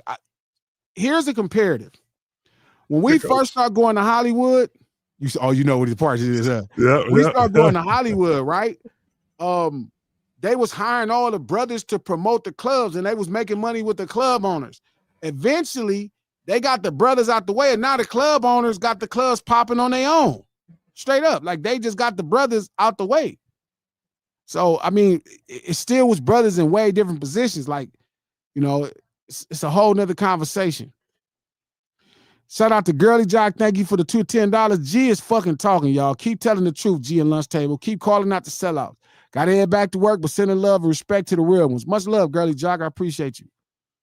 Gma, thank you for the 3-month membership. The rappers of today sell their cultural cachet along with their catalog of masters to the descendants and heirs of massa. Definitely looking like that's happening. Yo, coach is sick back there, B. Shout out to Tasha. Thank you for the $50 check. Salute and love to you, Glasses Trap, and everyone a part of the Lunch Table chat. Appreciate you all. We appreciate you too, Tasha. What up, Tasha? Shout out to Lamont Raglan. Thank you for the $5. G, Pun said on the pod you was pissed at him. You got every right to be. Also, do you have Dot in these combos that always felt he expressed the same sentiment? I saw that clip, man. Yeah. It didn't quite go that way. It didn't quite go that way. Hey, where the fuck did you be finding this shit? Hey, Nick, I just watched a white lady do jazz hands and tap and say this hip hop. Yeah, say this is hip hop. And then she gonna tell you what's the difference between African dances and hip hop. This is African. This makes it. Yeah, we gotta do a reaction video to that shit, this makes it hip hop. Oh my! Yo, that shit pissed me off. This is the worst I've ever seen in my life. We'll do it after this. We're gonna knock it out. Oh, yes, please, man. Yeah, we do. So they exaggerated some things. I'll say this, man. Like, and I don't really want to speak on it. I always fuck with P-Lo. Like, P-Lo, HBK is probably one of my favorite groups from the Bay Area. I've always been a big supporter of HBK. The Bay Area is really our brothers, bro. No matter what niggas say. Like, 40 and Short is and Rich. And I talk to these niggas every day. My nigga Hug and all my people, Will and everybody around the way. I don't think there's nothing wrong with getting your money, doing no record for anybody. But I think it's another thing to let somebody play you into a game. And I don't think I was mad at Pun about anything outside of the fact that it's like, you know what it is? I'll tell you what it is, bro. Dot is really my friend. Dot ain't just some rapper that's from around the way. You know what I mean? Like, Dot ain't just some nigga that I met once or twice, or, you know, or some nigga I never met and then I just like his music. Like, I tell y'all all the time, I'm not a Dot fan of music. Like, that's really my friend. Like, that's a nigga that I've been rooting for and been friends with forever. And all of my friends, I take all of those relationships serious. Get what I'm saying? Like, I take all my relationship with my friends. Like, I'll let Pun tell y'all the story of shit we got into, or Mr. Fab tell you the like, if you're my friend, I'm a real friend.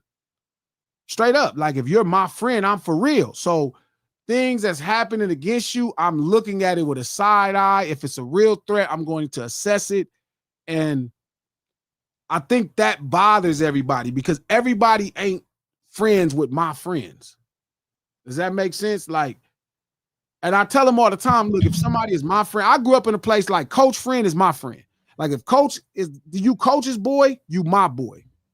You get the courtesy extended to Coach. If you trap guy, you my guy. That means if Coach introduced me to somebody and they getting their ass whooped somewhere and I see them, I'm not gonna be like, that's not my homie. Oh, that's Coach homie I'm with right now. Facts. Yeah. Coach say, this my boy, I'm going all in because Coach is my boy. So I inherit the responsibility. It's some old school way of thinking. I get it, but I believe in it. That's how we was raised, though. Straight up. So it's not about if I like, do I talk to Dot about some of this shit? Sure, but I don't talk to Dot about homies. Like, I talk to Dot about what's up with him and how he's feeling and what's up with Cuz and what I'm working on and what you working on. I don't really talk to him about, like, you know, this shit right here. Like, long as his mind is good and he ain't tripping, you feel me? Like, it's cool. But, like, I don't talk to him about most of this shit. But Pun and AD kind of put on the show, you know, more about, like, how I felt. When the truth is, the things that I do feel a certain way about Cuz is not going to be about that. It's not going to be about P-Lo making more money for a beat than he ever made. That's not true. Like, I want P-Lo to go out and make a ton of money. Like, we all support P-Lo. Like, we always fuck with P-Lo. It bothers me when it's a disingenuous sound of like, we don't fuck with them niggas. That I don't like that. I don't like that sentiment. You know what I mean? I don't like that sentiment. Like, okay, you did something, you made your money, but don't push it to the masses like we don't fuck with y'all. Like, you live here. Feel me? Like, niggas fuck with you. Like, niggas always supported you. Niggas always showed you love. Like, Problem and Sue, I Am Sue got a whole tape together. Like, niggas love the Bay, bro. They like our big brothers, bro. They started black culture before we did. The Panthers come from up there. Crippin' is behind that. So, like, there is a real love. So there are gonna be moments where niggas is gonna be looking like, damn, cuz, like, you know, why would y'all do that for cuz? Like, knowing he was dissing a homie. Like, and even if cuz is not your homie, like, P-Lo don't know Dot, but P-Lo know me. P-Lo know DJ Head. P-Lo know the homies. So that, you know, that's our boy. You know, that's our boy. Like, if P-Lo introduced me to one of his people, cuz, and they was getting roughed up, I ain't gonna just be like, well, that's on them. Cuz I'm gonna stand up because P-Lo my nigga. Like, if I fuck with you, I fuck with you. Cuz if you all right, if you P-Lo is signed, like, he do business with two people that are near and dear to my heart, Will and Stretch. Near and dear to my heart. Will and Stretch is near and dear. Like, I love them niggas, bro. Like, Stretch come to my house, cuz, like, that's my nigga for real. Like, even if we don't talk. So Stretch know Dot is my boy. Stretch know Dot is my boy. So if you let the artist you work with, right, and he gonna make his own decisions, because a nigga's a grown-up, cuz, but you know I'm gonna not necessarily feel nothing that you did it, but it's the rhetoric after. Like, the whole kind of sentiment, like, oh, the Bay in LA don't fuck. Hey, cuz, don't tell that lie. Don't lie like that in that moment. Don't lie like that in that moment. So there's a million mixed feelings, but I'm not really tripping. The truth is, cuz, like, you got your paper, you know what I mean? And it is what it is. I think if Doc came to cuz to produce a song, he would. You know what I'm saying? He getting his money. So I just don't feel like I think everybody feels like I take this shit serious. It's two things I loved involved: hip-hop and Kendrick Lamar. Those are the two things I love, because I love hip-hop. Hip-hop saved my life. And I love Dot. Like, Dot is my little nigga. It's one of my best friends' young cousin. Like, it's not just, it's real to me. And to everybody else, it's just like, this just a battle. They just rapping. Nah, cuz niggas is talking about having something done to my homie. Like, cuz niggas know. Cuz even Drake know what time I'm on with this shit. Cuz they know it's real. Like, I'm not playing, nigga. And if we seen each other, it ain't finna be no cool shaking hands and none of that. Cuz it's like all on. Like, it's rap to y'all. I get it. It's rap to y'all, cuz, but there's a million things that make this not rap to me. And I don't need Dot, Top, Punch, none of the homies' approval. I'm a grown-ass motherfucking Crip. Like, I'm a grown-ass gangbanger, bro. Straight up. Like, so I don't need no nigga approval to press my line, bro. They know what I'm gonna do anyway. And I'm sure they are okay with me pressing my line. You don't think Birdman could call me? I tell y'all this all the time. Y'all don't think Birdman could call me and be like, chill, G? You don't think Mac Main, Toon, Lil Wayne could call me and be like, hey, chill, G? And I wouldn't. I would. It wouldn't even be a question. I'd be like, all right, look, man, I ain't gonna even trip no more. Longest cut, don't do nothing booth. It's a reason none of them niggas is hitting me cuz to say nothing. It's a reason they not hitting me to say nothing, bro. Niggas know I'm not wrong. All these niggas know I'm not wrong. All these niggas know I'm not wrong. What I'm saying, not what everybody think I'm saying, but what I'm saying, everybody know I'm not wrong. Niggas know I'm not wrong. So no, I wasn't pissed at him about what they talking about. I wasn't pissed at him at all. I wasn't pissed at him at all. The thing I got mad at Pun about was talking about what we dealing with internally to make sure, because if there's a real problem, cuz I'm going all the way. You know what I'm saying? So I don't want niggas talking about shit that's real, at least in my mind, cuz. But the homie not even thinking like that, cuz. They not even tripping. Like, that's not, they think to them it's not no big deal. It's a big deal to me because it's my friend. That's all it is, cuz. It's my friend. Dot is my nigga for real. Like, I love cuz. I got love for him. You know what I mean? Like, so I'm going all the way, bro. That's it. Shout out to Ash 2 Crimson. Thank you for the $25 new lyrics from Drake. White kids listen to you because they feel some guilt, and that's how your soul gets fulfilled. Dot was right about this, motherfucker. Who said that? That's what Drake said. Drake said that on one of his songs? Yeah, white kids listen to you because they feel some guilt, and that's how your soul gets fulfilled. So you mad at Cuz because he makes them remember how they ancestors mistreated black people, and you feel like that's a bad thing because you saying shit to them that caters to their ego and air. About the dumbest ass in captivity, man. Was that dumber than he's rapping like he's trying to free the slaves? Same dumb shit. No. Same shit. Probably the same level. This nigga ain't learned nothing. Yeah. And it's not him. Like, I get it, because he don't know, coach. Like, he not a part of this shit. Like, his father is a part, but Cuz is not. He grew up differently. We back on his friends, though. Is any of his friends a part of the shit? Oh, Cuz, I'm telling you, it's just like, right. I don't know, Cuz. I don't know, man. But, like, it's not his fault, bro. It's every bitch ass nigga that want to align with it because they think it's beneficial to them. Because it wouldn't be nothing, to get him straight and make him understand. But when you got a bunch of niggas trying to get in and trying to just be down to be in proximity of winning, cuz your bitch ass still ain't winning and you still a bitch. Like, y'all still marks, cuz if you letting cuz do all this old suck ass shit and not checking him. Like, that's the problem, bro. Like, he don't know. This motherfucker ignorant. He just got a bunch of success, a bunch of money, and dumb. He not informed on this culture. He not informed on street urban culture. He not really extra informed on black culture. He not informed on none of these things.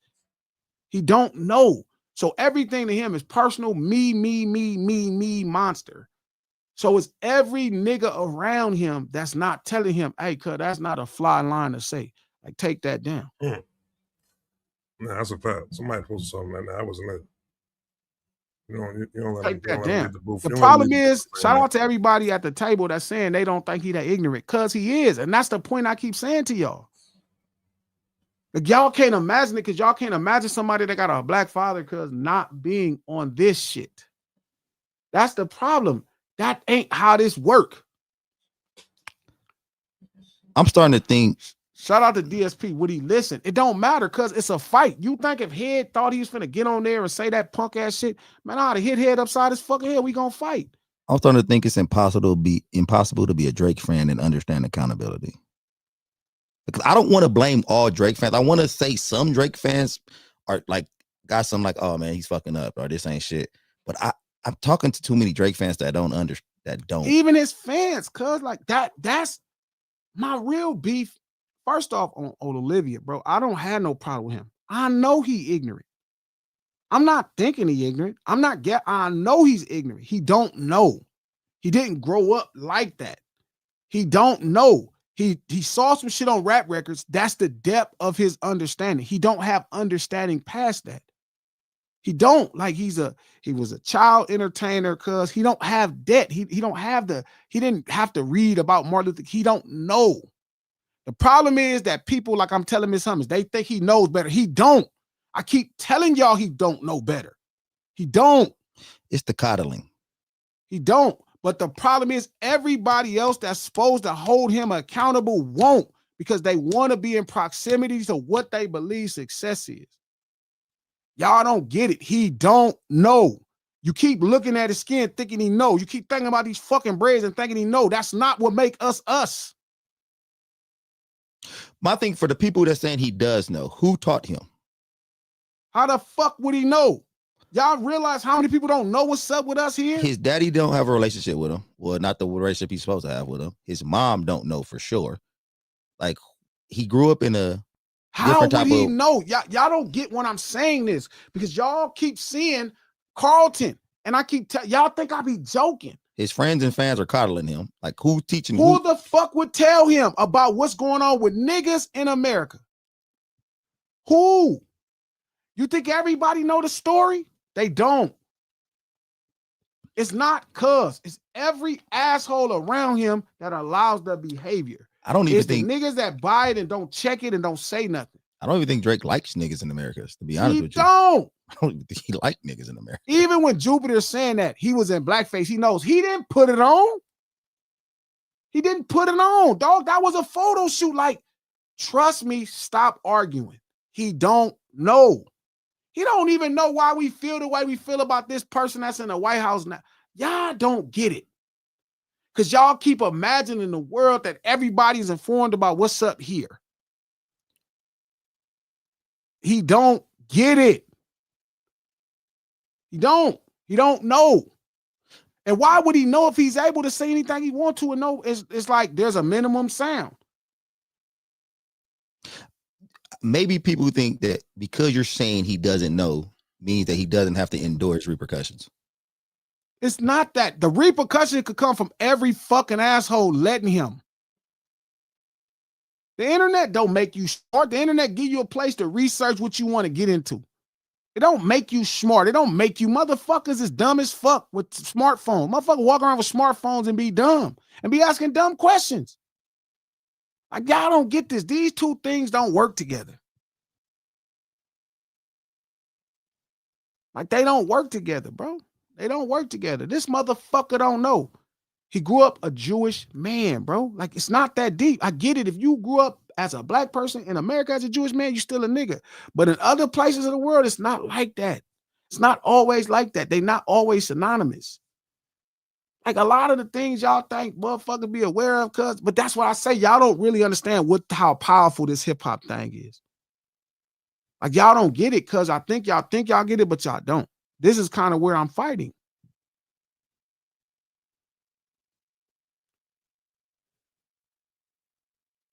It's a reason he using the people he using, even when he went to the Bay, because he used Cambodian and the Philippines. Like, y'all not getting it, because it's like, bro, like, this shit frustrating. I ain't gonna even lie, it's frustrating, bro. Trying to make niggas understand and you doing the thing you supposed to do with your purpose in life, and then trying to get y'all to kind of align with it when it should be natural to y'all, but it's not, because this desperation of success will make you align yourself with the worst type of motherfuckers. Like, I get it, bro. Like, you just want to win vicariously. You want to be on what you think the winning side is, because the winning side don't always look like the most money. Don't always look like that, man. I just can't get y'all to get it. It's like, y'all don't get it. Shout out to Unc. Thank you for the $2.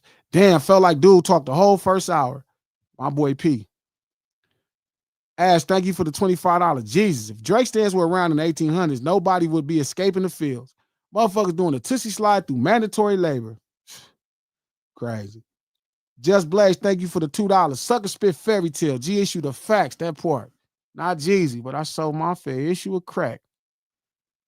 Eyes on the Sky, thank you for the $5. Michael Jackson was a family member we grew up with, the Jackson 5. That's what I'm saying, coach.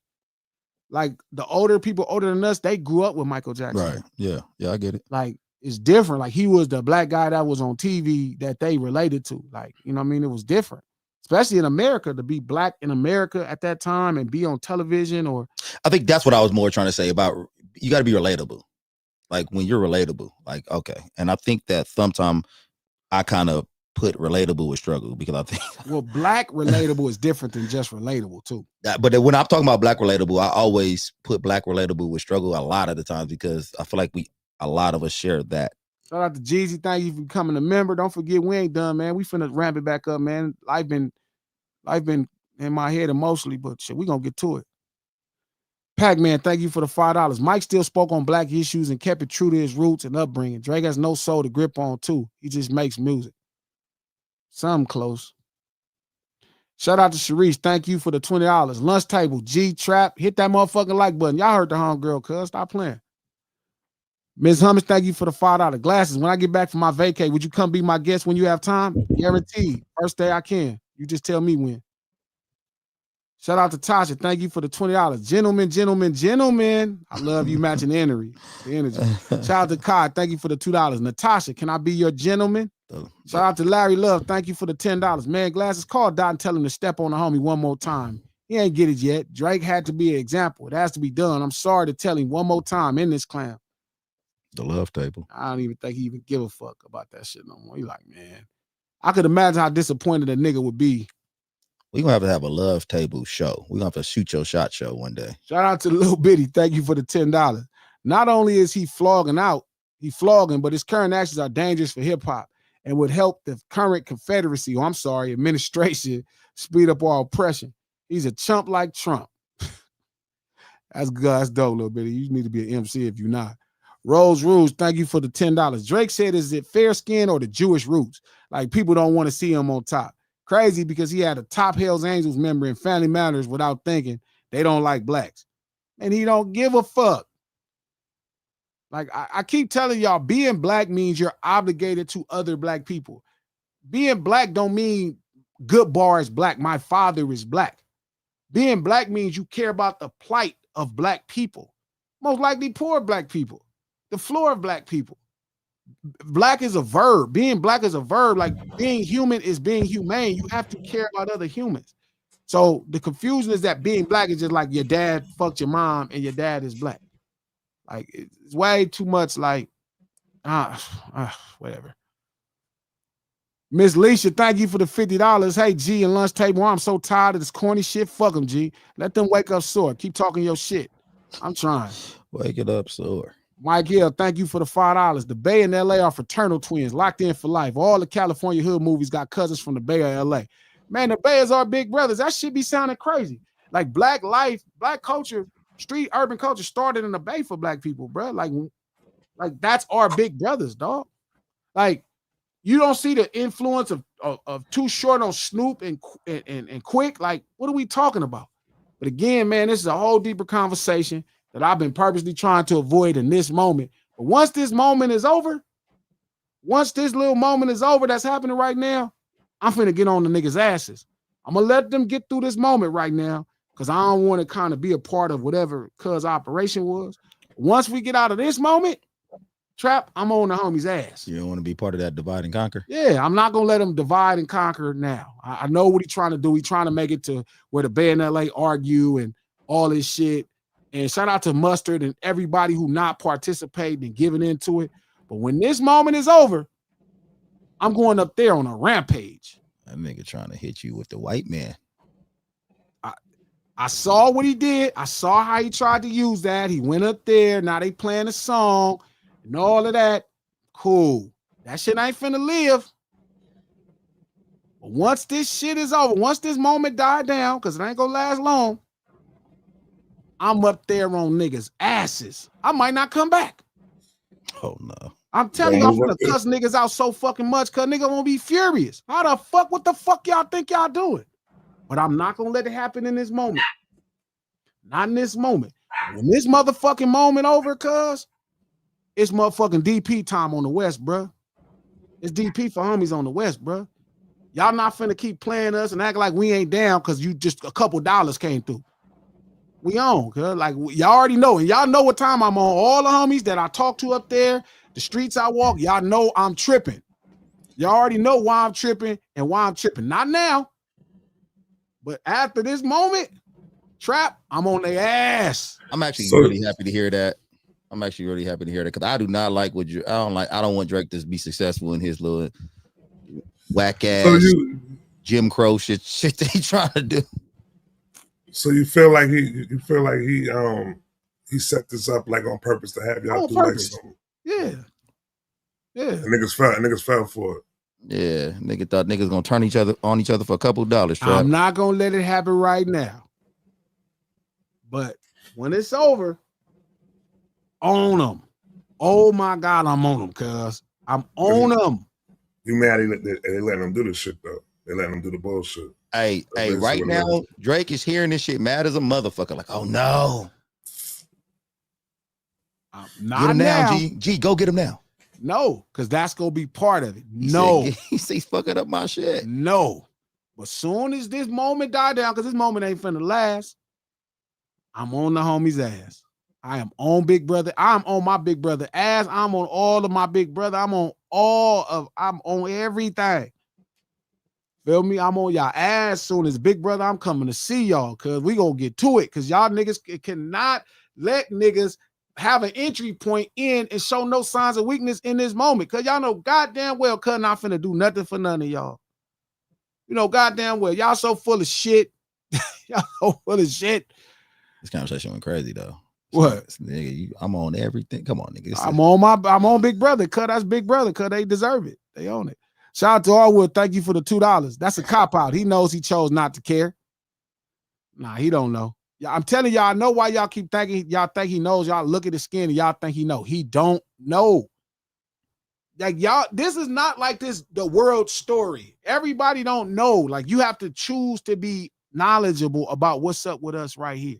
I would like for somebody to, when they say he doesn't know, explain yourself. Like explain why you think he knows. I just want to hear the explanation behind it. Because they're going to be like, he's black. No, but that ain't an explanation. But that is our explanation, coach. That ain't an explanation. Because when we say we black, remember, we think of black people as black American black people. Like he's not from America. He's not black. But there's black people in Toronto that know. It's not that he's not his father's son. It's he was raised completely as a Jewish man and then put into television early. These are things that can keep you away from the story of what Brothers is going through right here. He'll know the general stories. Like he'll know Martin Luther King has a holiday, and Martin Luther King was a guy that's getting hit by water holes, and Malcolm X was the guy that got shot by some brothers. But he don't know. You get what I'm saying? I'm curious to know how much he knows about that. The same thing any mainstream American person know about it. He's as programmed as the average mainstream American with a little less.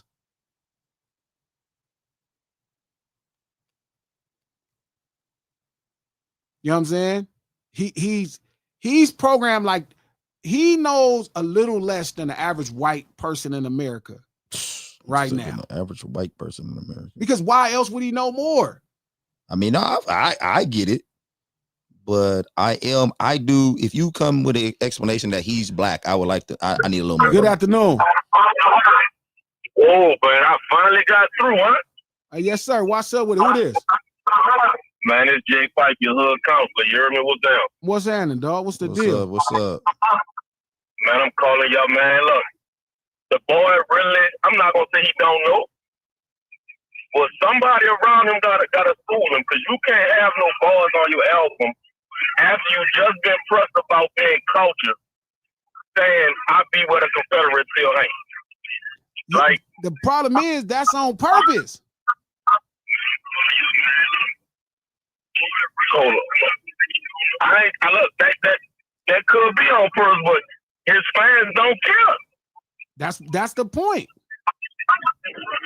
Bro, I got people that drink fans that be pro-black, and I'm like, brother, y'all you gotta turn your TV down. Hey, turn your TV down, brother. Oh, my bad. That's the radio. Okay, turn it down a little bit, brother. Look, so I'm like, I'm like, man, I'm like, how you pro-black, but you got this black rapper talking about he be where the Confederate be. He's not saying I be in the South. He said I be by Confederate. That's two completely different things. Yeah, but again, it's at this point now, he's just going to the furthest extent to show I'm not fucking with you niggas like that. That's what I'm saying. Okay, all right. So you on that page then? I'm on that page, yeah, because I'm like, I'm you give it a listen, and you like, did this nigga really just say that? And like me, I'm not the religious type. You on a song talking about Jesus don't say it, so all your religious fans, they bobbing their head to it. This nigga shitting on all y'all. Like, come on, man. Like, at some point, people got to be held accountable, and at this point of his life, and this part of his stage in the hip hop, ain't no excuses. Yeah. For me, it just ain't no excuse. Yeah. Like, I can't even. Y'all can hear me? Yeah. It just ain't no excuse. So for me, I'm damn near looking at all my people sideways that keep making excuses for him. Mm-hmm. You dig? Like, after the battle, all that nigga did was ran to every white outlet. And I'm looking at y'all like, y'all talking about, man, it's free to slave. Kendrick dropping free to slave music. Well, how y'all don't want to hear no uplifting black music? my But y'all man. uplifting a nigga that's running to every white platform that he can run to, and he ain't came to no black platform. Bro, Like, what is we doing? He's so confused that in today's climate, why would the White House have anything to do with your album? They shouldn't. Like, why But would like he don't even know what's happening? Like this how oblivious he is to shit out here. Like hey, you know. I mean, I think it's some intention. That shit caters to that. Like, so okay, this can't be a fact, but here's my thought. This don't mean it's a fact. I should say. I think he's genuinely mad at niggas here. At this point, he's further aligning himself with niggas who don't really, with people who don't give a fuck about niggas. I think you didn't hook, line, and sinker. And I think it's very intentional. I think, you know, there's some subtle things that keep happening that's on purpose. And I agree. But again, I don't think that I don't think subtle. Well, yeah, because they're subtle in the sense that like who he aligns himself with, what's going on, like right, like it's no thing that Aiden, like he aligning himself with Aiden, and Aiden has kind of been on record saying what he's saying about black folk, and then Aiden aligning himself with Chud the Builder. I don't think that's by coincidence, but I also think the depth of his understanding is a wading pool, is a puddle. Right. But it is with intention. I mean, even going over there to UK and say these are the best rappers, you know what I mean? Like, I agree with everything you said, except for the part it being subtle. I don't know how subtle this shit is. I mean, I think it's subtle because if you got to be Ray Charles not to see this shit. I agree, because I'm looking like ain't no way y'all don't see it. Fuck it, I'd be a hater then, because it's like for me it's clear as day. But all right, man. All right, brother. Appreciate you, brother. Appreciate you. All right. Drake is a tethered. He looks like us, don't know about us, and don't care to know. He is a white man. The fact that he hasn't sent a cease and desist to the White House tells us what we need to know. I don't even know if he's a tether. Tethered is hilarious, though. That is tethered funny. is like a phrase that niggas is going around on the internet. I don't even think he that. I think once you so we're not talking about that movie? Nah, it's something else. Okay, my bad. Hold on. Moo, what up? Yo, what up, boss? I mean, how y'all doing, Coach? Trap? Man, I'm great. Man, we brother. holding it together, man. Great. What's happening? I'm doing it. What's good? This is what I hate about the Michael Jackson comparison. Okay. And that this like what separates Michael Jackson from almost every other pop star. Okay. He got two of the greatest humanitarian songs. And I don't mean just the sentiment, I mean the quality of the record. Like when we talk about Drake, we talking about like pop songs that's probably talking about dancing or probably talking about getting some girls. But like a lot of people forget how great Man in the Mirror is. Not just like the song itself is a really good song, but the imagery of the video. And so I think like when we start comparing Drake to Michael Jackson, like a dude who spent money to have a hospital at his house and like dedicate himself to something, and for that to be like a part of his whole image is to say like, hey, let's make the world better for children. I think that's the most disrespectful part of like comparing him to MJ, because they don't like I said, I can't think of another person that has a better humanitarian song than Man in the Mirror and Heal the World. So do you think that to be a great, other than Mike, to be a great pop star or to even to be a pop star, you got to be a certain level. You have to have a certain level of superficial. Like, do you think Drake is just superficial and Michael Jackson was just more of a genuine guy? But again, I don't think that's the Michael Jackson that the world really fucked with. I think by the time he gets to Man in the Mirror and those songs, they don't really care about us. I think he starts to go down. Now, but gee, look, what I'm saying is like Man in the Mirror, not just the message, but like the quality of the song, like it was a really good song. And with that, you remember that video, bro? We had Martin Luther King on there. We had the kids on there. Like that was a very powerful imagery at that time, and that was something that he stood on. But I think that's when Michael Jackson started to go down in pop music. Like the one thing about pop music is they don't want you being political. Okay, what album would you say he started going down in pop? This is Bad, After Bad. So would you consider Bad a classic? No, I don't. Not me. You know how I feel about Bad. I think Make It Last Forever is better than Bad. Okay. Man, you crazy, G. You wild, man. This nigga wild, man. I mean, you know, it's funny. I've heard that I was crazy for saying that, but I mean, after Make It Last Forever and After Bad came out, right? Michael Jackson went to the same producer that made Make It Last Forever. Yeah, but man, Bad is a classic though, man. And it's like really Thriller made Thriller what it was. The video. You know what I'm saying? Because the album was good and the album was cool, but that album was out long before that shit became the phenomenon that it became. Well, Thriller, when his hair caught on fire, changed the dynamics of his marketing. Like I think before Thriller, the single came out, it was at double platinum or triple platinum. I remember researching and even seeing it in real time, being a little kid, where he had the record label. He set up a press conference where the record label gave him a multi-platinum plaque at that time for Thriller. And then he wanted to shoot the Thriller video, which made like the 6th or 7th single.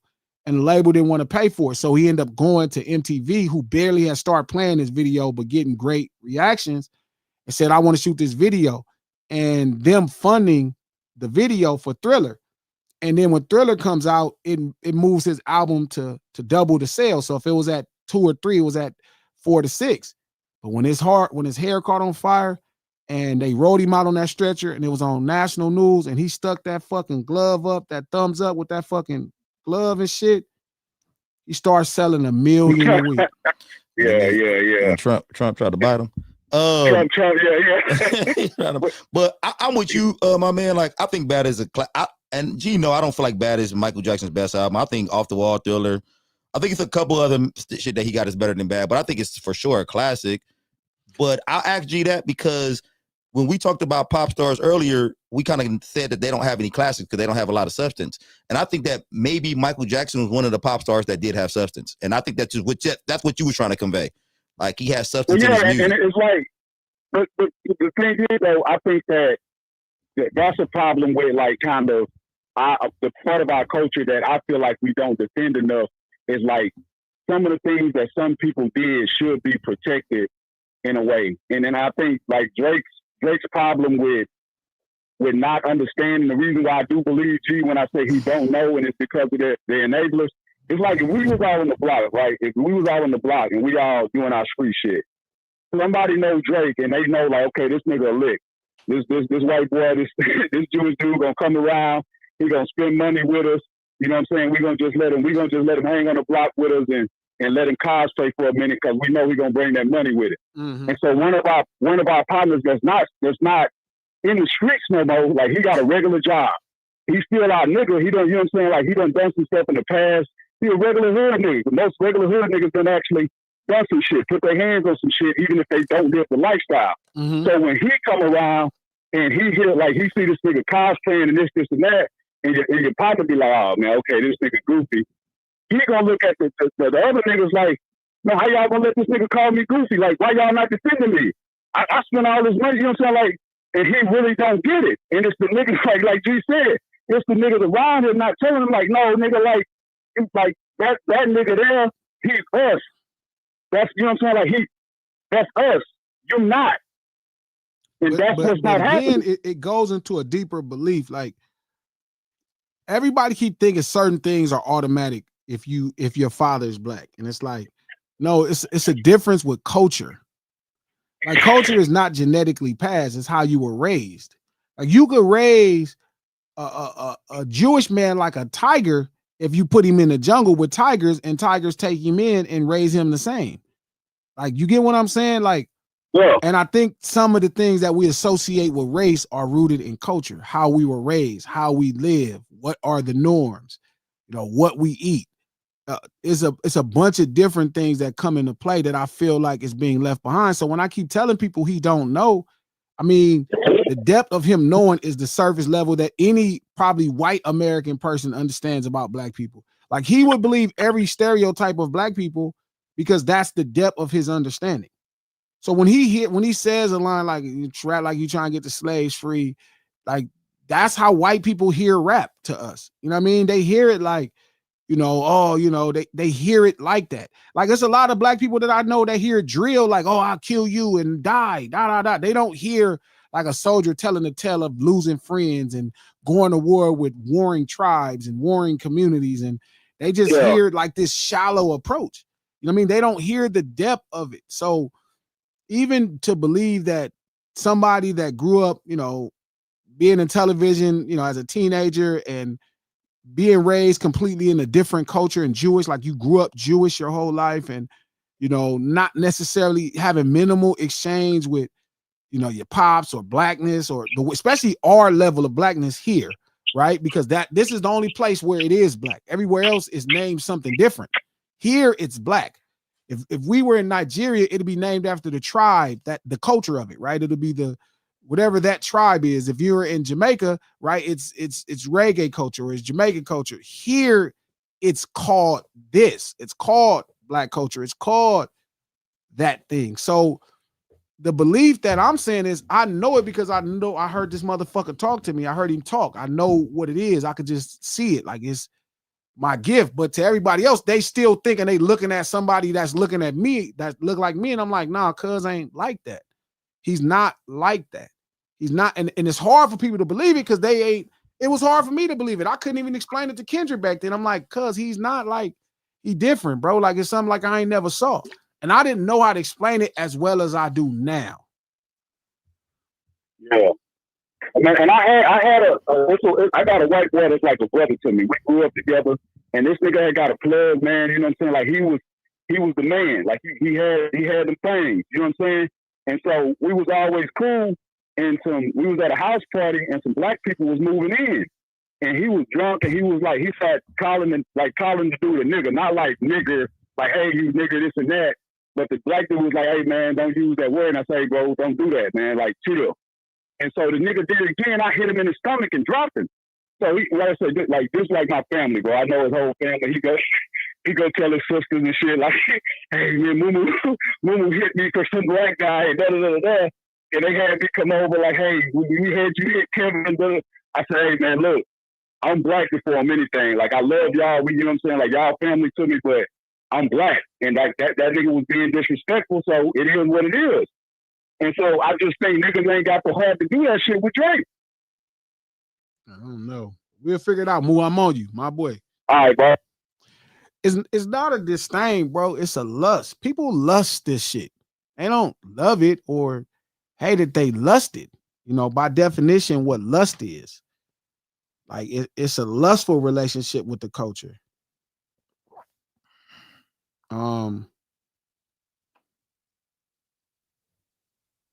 Lusted.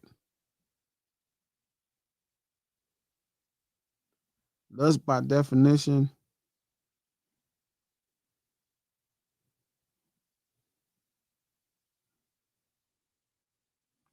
Lust is an intense consuming desire or craving. While it most commonly refers to a strong, often overwhelming sexual appetite, it also can be used to describe an ardent, uncontrolled yearning for power, wealth, or even general enthusiastic zest for life. And that's what it is. It's a lust. People lust this street urban culture shit. They don't love it. They wouldn't go move in the neighborhood to live it. Like when you love it, like here's a prime example, not to use myself, but fuck it. Like when I love it, I went into it. I went and stayed there. I chilled. I fucked around every day. You live like the locals. You know what I mean? When you love something, it's something you see as like, you just kind of want it. You don't know why. It's just, I want it. You know what I mean? And you'll go at uncontrolled things. Like you'll take horrible risk and ideas just to be identified with it. Like it's a lust. It's not even a disdain. He lusts the culture. People lust the culture. So Drake feel about the hip hop how some of these niggas feeling about BBLs. Yes. Okay. Shout out to Sav. Thank you for the $20. Motherfuckers like Drake, Act, Aiden, and Maul only learn through action. They're pulling out threats, the racist rhetoric, and smear campaigns. Those type of people only learn one type of way. I think they should be packed up and packed out. I could dig it. Maul in them is a little more confusing than Drake, though. Shout out to Sharice. Thank you for the $10. Mike's legacy will never be touched. He shifted industry, not just charts. That's a good point. Shaw Knows, thank you for the $2. MJ is why black artist videos got played on MTV. Yeah, Sony fought for Michael Jackson to get played on MTV. Ain't legit fought and threatened to pull a white artist. Shout out to Lamont. Thank you for the $10. You are an amazing friend, G. I completely agree, and I meant to have you and Dot talk about the convo about them hating motherfuckers that sell out hip-hop. Because as a super fan of him, I know he's always on that time. You know what? I try not to really pull Cuz into these conversations because I need to keep my thoughts pure. And he'll say something to me, Cuz, that he'll know something more, and that should have pissed me off. And I'll be trying not to bring that energy. But, you know, I just, when I do talk to Cuz outside of making music or records or cars or some bullshit, you know, it's just most times just making sure his mental health is together, man. Success is a big thing. You know what I mean? Success is something. And to have, you know, this type of success where you're in stadiums, you know, you're on Super Bowls, you know, all this shit, it's a lot. You know what I mean? It's a lot for anybody that come from our background. You know what I mean? He wasn't raised to be in the business, you know what I mean? And I used to me, in my mind, I used to notice it a lot of times, like it was so much at once. But man, I'm just grateful that he got through it all. You know, he was able to win at a level that nobody ever making rap songs ever won at. You know what I mean? Nobody. Drake, Jay, you know, Face, nobody ever won at this level. Nobody did a stadium tour like of this magnitude. Nobody won this many Grammys. Nobody, you know, took it to this level and kept it pure. You know what I mean? Like, you know, kept it purely the culture at his most basic and primitive artistic merits. Even to make a song where you're competing with another rapper, you know what I mean? And it become the #1 song for multiple weeks, and it's diamond in less than a year, and then it pops back up #1 on the chart and causes havoc and chaos. You know, I'm sure that does a lot to anybody's mind in that space. I mean, so I just be really wanting to make sure, you know, his mind is together, in my opinion, but also just getting on him about making records and doing shit. You know what I mean? Like, you know, hopefully he's staying in the flow of it, and, you know, just watching him grow up, watching him get older, you know, from the little kid, watching him grow up from the little dude that I knew. You know what I mean? Like, I'm not that much older than him, but I was a grown-ass man when he was still a little kid, so I still see, you know, like, this 17, 18-year-old little dude coming into the game, you know, no matter how successful. So I just, you know, I'm proud, but I'm also very, you know, observant, especially coming out of this situation. It's a lot, you know what I mean? It's a lot to deal with, but, you know, he's doing good, and that's the best part to me. Shout out to Tua Man the Great. Thank you for the $5. He tried to use Lefty. He turned down the feature. Can't believe a Bay one let it slide, shaking my head. Still all love to Pilo, but damn. Pilo got his money. I mean, and I'm happy he got his money. You know, it is what it is. But we're not going to let nobody break up the West Coast or separate us, you know, especially not no stupid-ass opportunity that ain't no real opportunity. Shout out to Tua Man the Great. Thank you for the $5. The girl from Atlanta don't even realize she got used. She used to be managed by Steven Victor. I don't think they even care, man. Shout out to Rose Rouge. Thank you for the $2. I respect Trap. He wants to be sore for the culture. Oh, wow. Crying. I don't think he does, Sky. Shout out to 501 Young B. Thank you for the $20. Hearing the Jack say, yank up to the party, all you see is paint dripping. Set the scene for all over me when I was a kid. That's our lingo in the Bay. Drake saying yank over the Dre sample was unhinged, shaking my head. Bro was coached. Probably somebody wrote it. Rest in peace to the Jack, man. That was a solid dude, man. Jack, rest in peace, man. Good brother. Good brother. I got a song with Jack that's really dope. Jack is dope. Fee O'Brien, thank you for the $5. Is that what the beat? I think it was a Fio. I think is that what it was. You changed the name. Hell, Akadiddy said F all that woke shit. Why would he distance himself from the White House? He aligning with that. He doing it on purpose. Facts. Like, you know, you listen, you're gonna deal with some brothers that identify. Okay.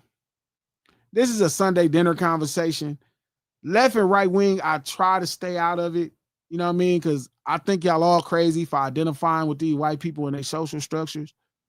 You know what I mean? Especially these two particular ones who pretty much historically, you know, got weird ways with how they treat black people. But for sure, it's very odd to find yourself on the same. I'll be honest, it's very odd to find yourself on the end with the Ku Klux Klan. Yes. It's very, left wing, they probably lying to you a little bit more. You feel better, even though they full of shit.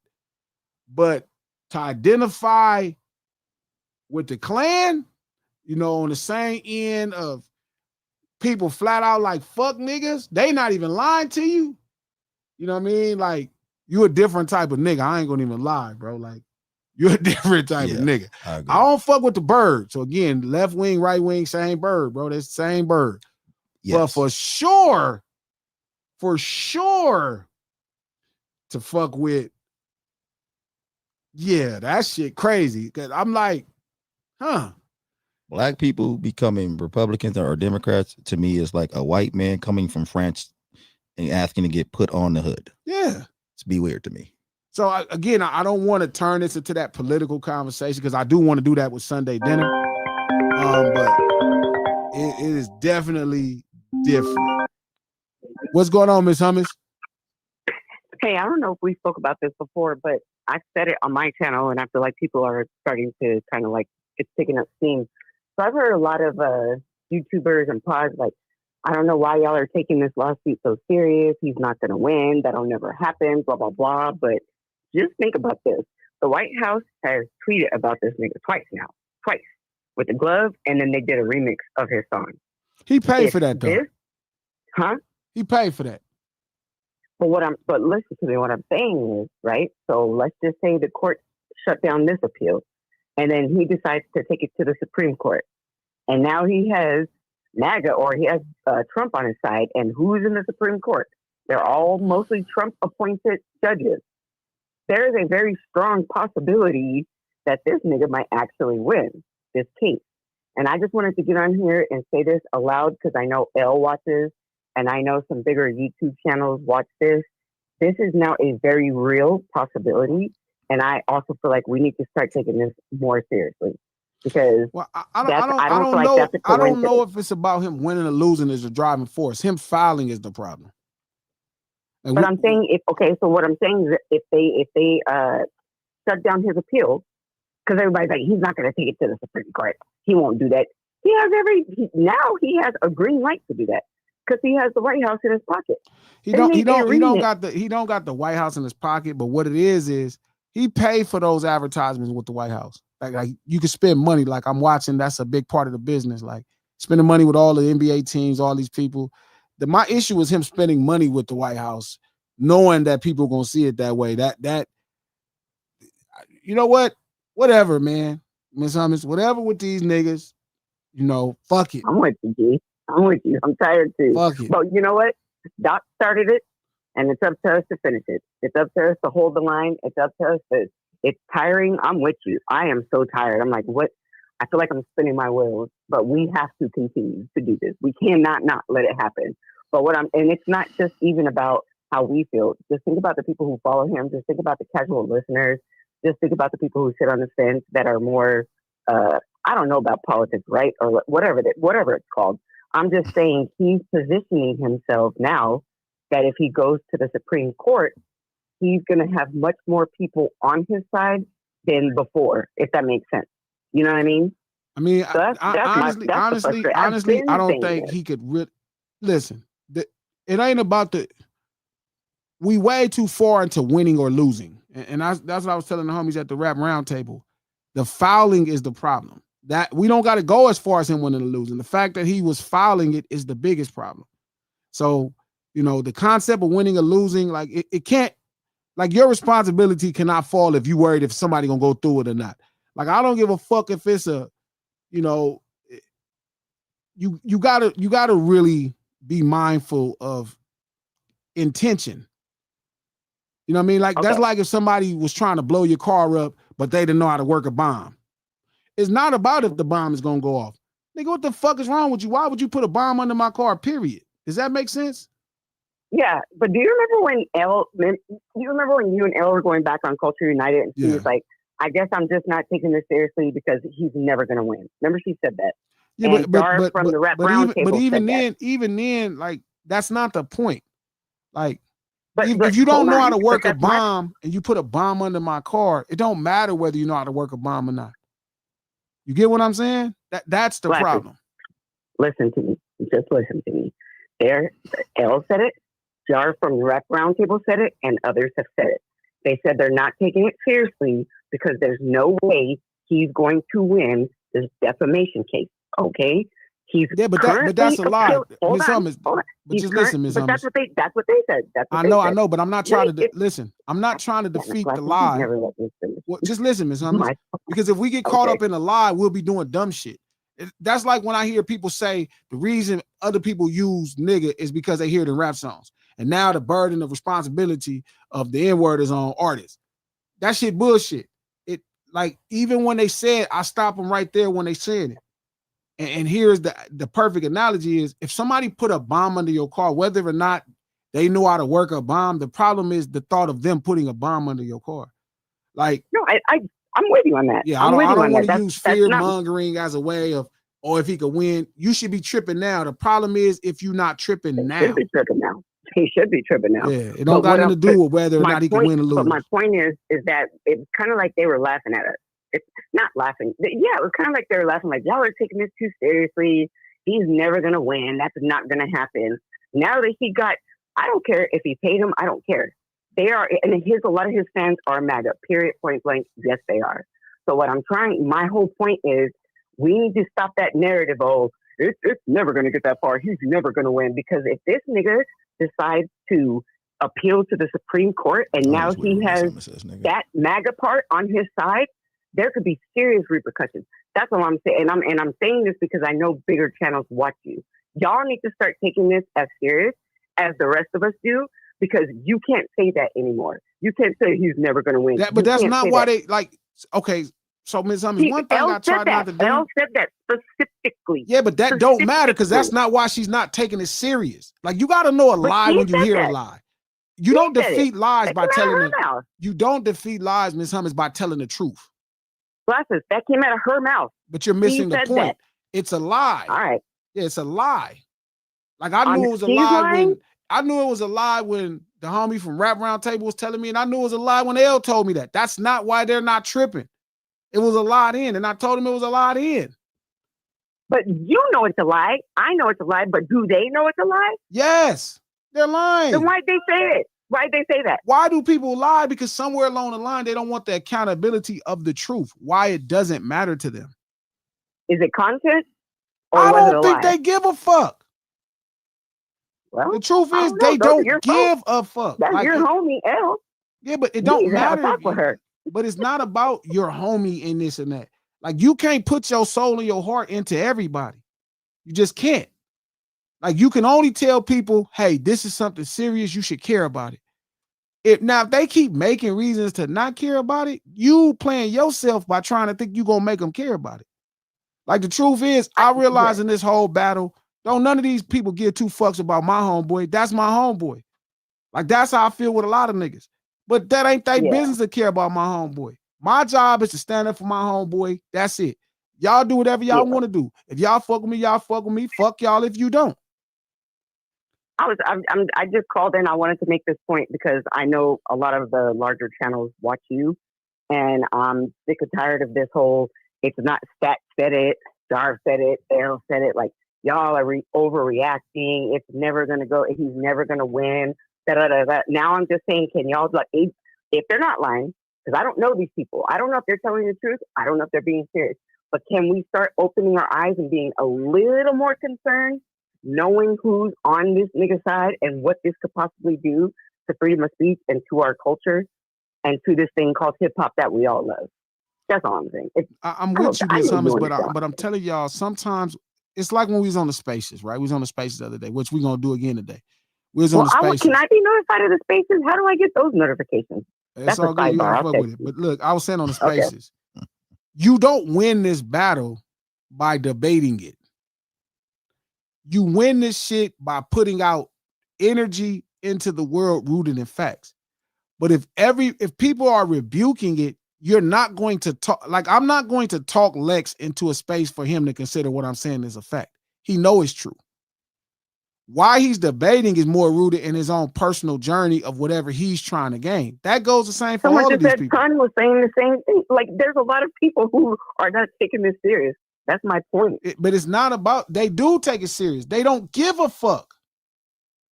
How can you take something serious and not give a hootenanny? Because they don't give a fuck. They don't give a fuck. How can you take something, but you personally, can't take something serious and not give a hootenanny at the same time. Those are. But I'm saying, because the confusion is taking it serious as if they give a fuck. You have to give a fuck. These niggas just don't care. They don't care about the culture. Listen, they don't care. The truth about is, being aligned, they just don't care. Being aligned, giving this energy, look, I get what everybody's saying at the table. Everybody feels like this is an argument where here's this side and this side. Cause it ain't no sides. Ain't no sides. But I'm telling you, once I told him the first time, that's it. I'm not finna talk to him about it at all. Because I told you what it was. The truth is, I told you what it was. Once I tell you, I told you. You told them, and nigga, I told them, but that's not the point.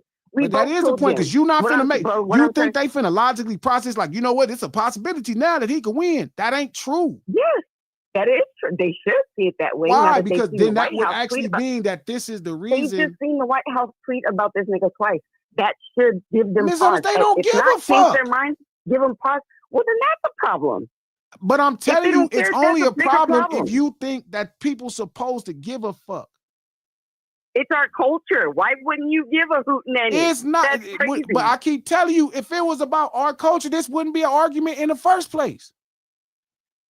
Then what do they think it's about? Because you made this very clear on both of those shows, the consequences and the repercussions that this precedent is going to set when it comes to our culture and freedom of artistic expression. So I'm trying to, my brain, I can't square the two right now. I don't understand how I get it, Miss Hummus. I get it, Miss Hummus. My brain hurts. Yeah, because you're used to being in a real space where you say and things that you deal are in accountability and truth. I'm telling you, they don't give a fuck. They're lying to say something else to make sure they don't have the accountability of not giving a fuck. But then once I say, it's like this, right? It was the same thing I was just saying. Like, look, all you could do is permeate the correct, honest, true energy out. You could give real information. I watched a lady tell me the reason they're saying that other people are using the N-word is because they hear it in rap songs. As if it ain't been used by everybody else for 300, 400, 500 years before rap songs was a thing. Yeah. Like, that's just another thing. Like, it's like when I watch people blame rap for crimes in the community. Like, that shit is just as dumb as people talking about this lawsuit. Like crimes didn't exist in the community before rap songs were made. Like, violence didn't exist. Like, this is not inspiring the art. A lot of this is rooted in how people feel at that moment. In those moments, they don't give a fuck. And I accept it. And I'll be like, I got it. You don't give a fuck. I just ain't tripping. I give a fuck. So what I'm going to do is I'm not even going to press my homeboys, even my homies, about some of this shit. Like, I'm going to get on their fucking head and that's it. But you can't force and bully people into giving a fuck. That's what this whole thing is about now. Like, if people gave a fuck, this wouldn't be an argument 7 years ago, because everybody would have heard what I was saying when I was saying, hey, man, this could make it, put it into a space where everybody else could be doing hip hop and we won't have a space. Okay, let me ask you something, because I feel like me and you, we're always saying the same thing, but for some reason our lines get crossed. So we're saying the same thing. What I'm trying to say is, yes, they don't give a hootenanny, right, based on what they've said. But from what I heard on my end, they don't care because they don't think it's going to go anywhere. That's what. Okay, so if they win the lawsuit, then how are they gonna carry it in? But hold on. You made it very clear to L. I'm just going to use Andrew. Very clear that if he wins this lawsuit, it is going to be a detriment to hip hop, not only to hip hop, but to artistic freedom of expression, right? Okay, they don't, I interpreted that as they don't care because they don't think it's going to go anywhere. It's not going to go any further, right? So I understand that. That's all good and well. But what I'm saying is maybe time for those people to start looking at this lawsuit through a different lens based on the things that have happened in the past week. Do you see what I'm saying? No. That's one thing not to care because the they both first said day, they don't care 'cause the because first- they don't think it's going to move That forward. was never the reason that they didn't care. Elle said that. She literally said that. Yeah, but why do you No. listen? No. When you listen to her, do you really think that's what it is? Hey, I don't know. I'm her. asking I'm you just now. going Now off I'm of what asking she you to said. use your discernment as an adult. I think what Elle was saying was more it was more to saying that it's more of affecting of the rap business than the hip hop culture like that, though. I think that's what she's saying, though. You know what I'm saying it wasn't nothing with He them. literally said she did not care and take it seriously because he's not going to win. Those words came out of her mouth. Oh, she said it like that. Jarv said the same thing. Y'all are tripping about it. There's no way he's going to win this lawsuit. It's not that big a deal. That's the point of view I'm coming from. They don't care because they feel like ain't no way this nigga's going to win, right? Ain't no way that they're going to take out Black history from the elementary school. Ain't no way they're going to whitewash our roots. Ain't no way our kids are not going to be taught Black American history in school. All of these things are happening systematically. So when people say stuff like that, and now we have concrete proof that I don't care if he paid him, I don't care what he's done to get the actual White House to tweet twice about this nigga. And if this court shuts his law case down and he decides to go to the Supreme Court, now he has these folks on his side, and the Supreme Court is loaded with judges that Trump put in there. This is a real. I think what you're doing right now, you being more like worried about something. You need to worry about it more when we get there, though. You know what I'm saying? I understand about preparing. I understand about preparing yourself for a disaster. I understand about preparing yourself for a disaster and getting the bomb shelter and everything ready and all that right there. But I think on this one we gotta basically wait. I completely disagree with you, Trap. I think we should have been tripping the first day. And I think every day we don't trip, we gonna have to be responsible for whatever happens. But what I'm saying is this though: was she as far as ahead as she thinking right now? I think we got to worry about right now, what's going on right now, and not basically think 3 moves ahead, because we think 3 moves ahead, we'll miss out on what's going on right now. It's not about 3 moves ahead, right? So her point is, shout out to Elle. I clicked Elle in. Her point is this. She's saying, when I was telling Elle, like, my issue with what's happening is just the lawsuit. That's the first thing, right? It's like, I'm like, this is something inadvertently that could fuck hip hop up. Like, but I don't think, I think it's with intentions. She was saying, because Elle, right, we was in the middle of this drawn out conversation that had emotional feels to it. When Elle said, well, I don't really give a fuck because I don't think the lawsuit is real. What I'm telling Ms. Hummus is that's not really what Elle thinks. If Elle don't give a fuck, it's not because she don't think the lawsuit could happen. It's because she don't give a fuck at that moment, period. To try to voice but why an you gotta idea, explain that to Miss Hummus? Said who? So Elle, so you don't think that? So Elle, from what I don't know you, I'm just watching the show, right? And everything is in real time. And now that I'm streaming, I get it, girlfriend. From what I got from why are you screaming? You screaming about me? No, streaming. Oh, okay. I just know I got too many text messages about Miss Hummus talking about me for an extended amount of time. I just cannot understand why that would be the case. I've never talked about you on my streams at all. No, have you been? No, I'm talking fight. about right now for the past 10 minutes. Oh no, for the past 10 minutes, have you been out there talking about me? I said you, I said Jarv, and I said that, and I'm giving examples of other people who said right, but that what's the problem? I'm about to ask you to let me finish my thought.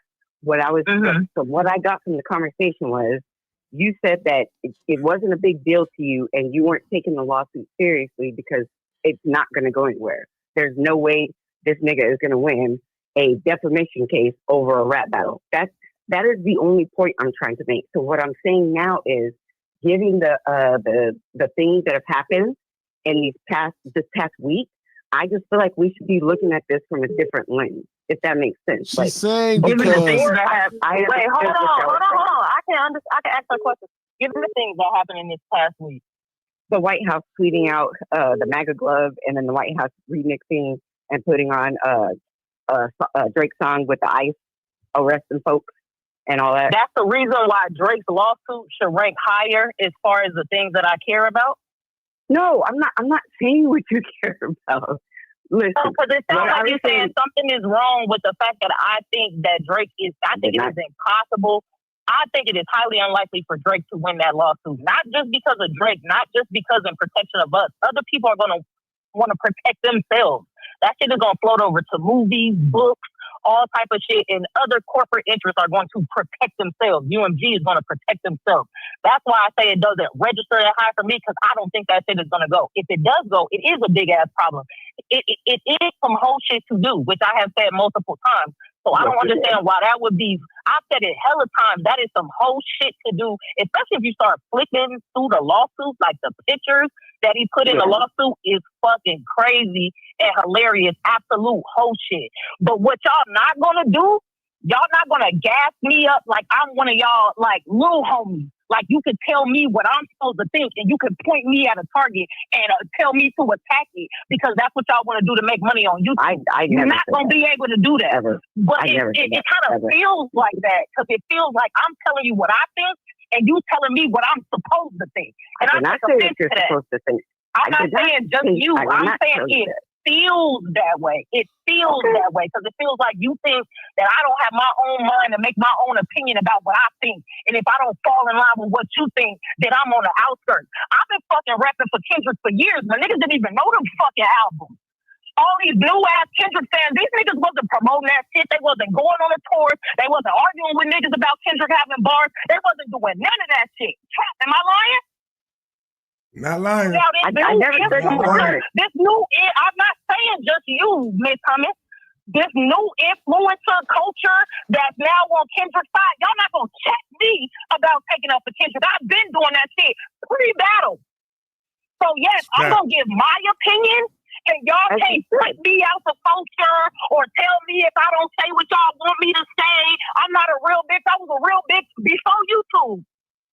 No, I feel you. I'm really starting to get tired of this whole L supposed to feel like how all of us feel. I never felt how all y'all felt.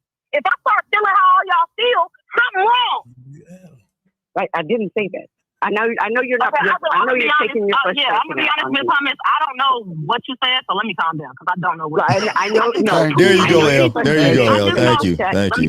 I know you're frustrated because of the test yesterday. I get that. I understand. No. I really don't have no. I support you. I tell people to watch your stream. I'm just confused. Like, why am I getting so many text messages like Miss Cummings is on the stream dragging you? And I'm gonna be honest. And I was not dragging you. I was not dragging you. So I apologize. So let me ask you this. What were you saying that you think would make a person say that? This is better. So this is better. The original conversation was that was good though. When you and Glasses were talking about it, right? And then you were like, Glasses cussed me out and went viral. I have never cussed you out. So you already know. Yes, you did. Glasses went viral for cussing L out. My whole thing was, that's what you told me. That's what you told me. I watched it, and I even Glasses said think this. he never cussed anybody out. I said, I don't know, L. I'm just going off of what I see. I said that plenty of times, right? So what I was trying to say is, you, and I did not just say you. I said you, L, Dart, and Stat. And those are the people that I respect, and I'm just like, why aren't y'all taking this more seriously? Which I understand, because if you don't think the lawsuit is going to go anywhere, right, you have the right to be like, I'm not sweating it because I don't think he's going to win. Like, that's not going to happen. But he still get whole points. He still get whole points for doing it.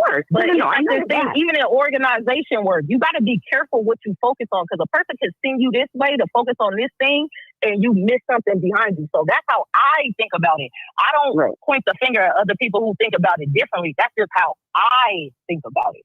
Neither do I. But what I'm saying is, so let's just say he appeals it to the Supreme Court. Do you feel now that it's going to be a little more seriously? Like, now this is something maybe we should start taking a little more seriously based on the White House tweeting out the glove and the song? That was my point. Lawsuit to me would never register. If we're going to talk about lawsuits, so maybe this is whataboutism. If we're going to talk about lawsuits, that shit is not going to register more than Trump getting fucking paid to fucking rob America, and now the IRS can't fucking investigate his family. So to me, that could just be sounding crazy. And I know some people say it's whataboutism, But if we're talking about trying to protect ourselves from the powers that be, I can think of a shitload of lawsuits that, to me, register higher. I understand if it don't do that to you. But where I start getting offended is when people think that I got to think what they think. Okay. That's not how this works on this side.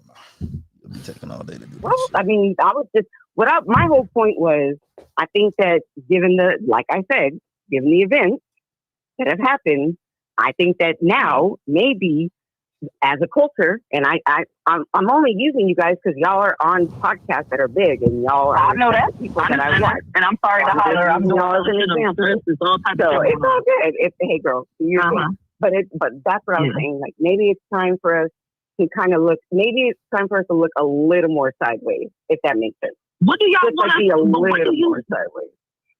I do think the White House shit was some terrible shit. Them putting that up with that MAGA chain, that was terrible. That was a horrible look. I do think Drake should have reached out, did a cease and desist or some sort of whatever. But like throughout the week, I've been asking all the little Drake fans or whatever, like, what do you think? Y'all don't give a fuck about that? And guess what? They don't give a fuck.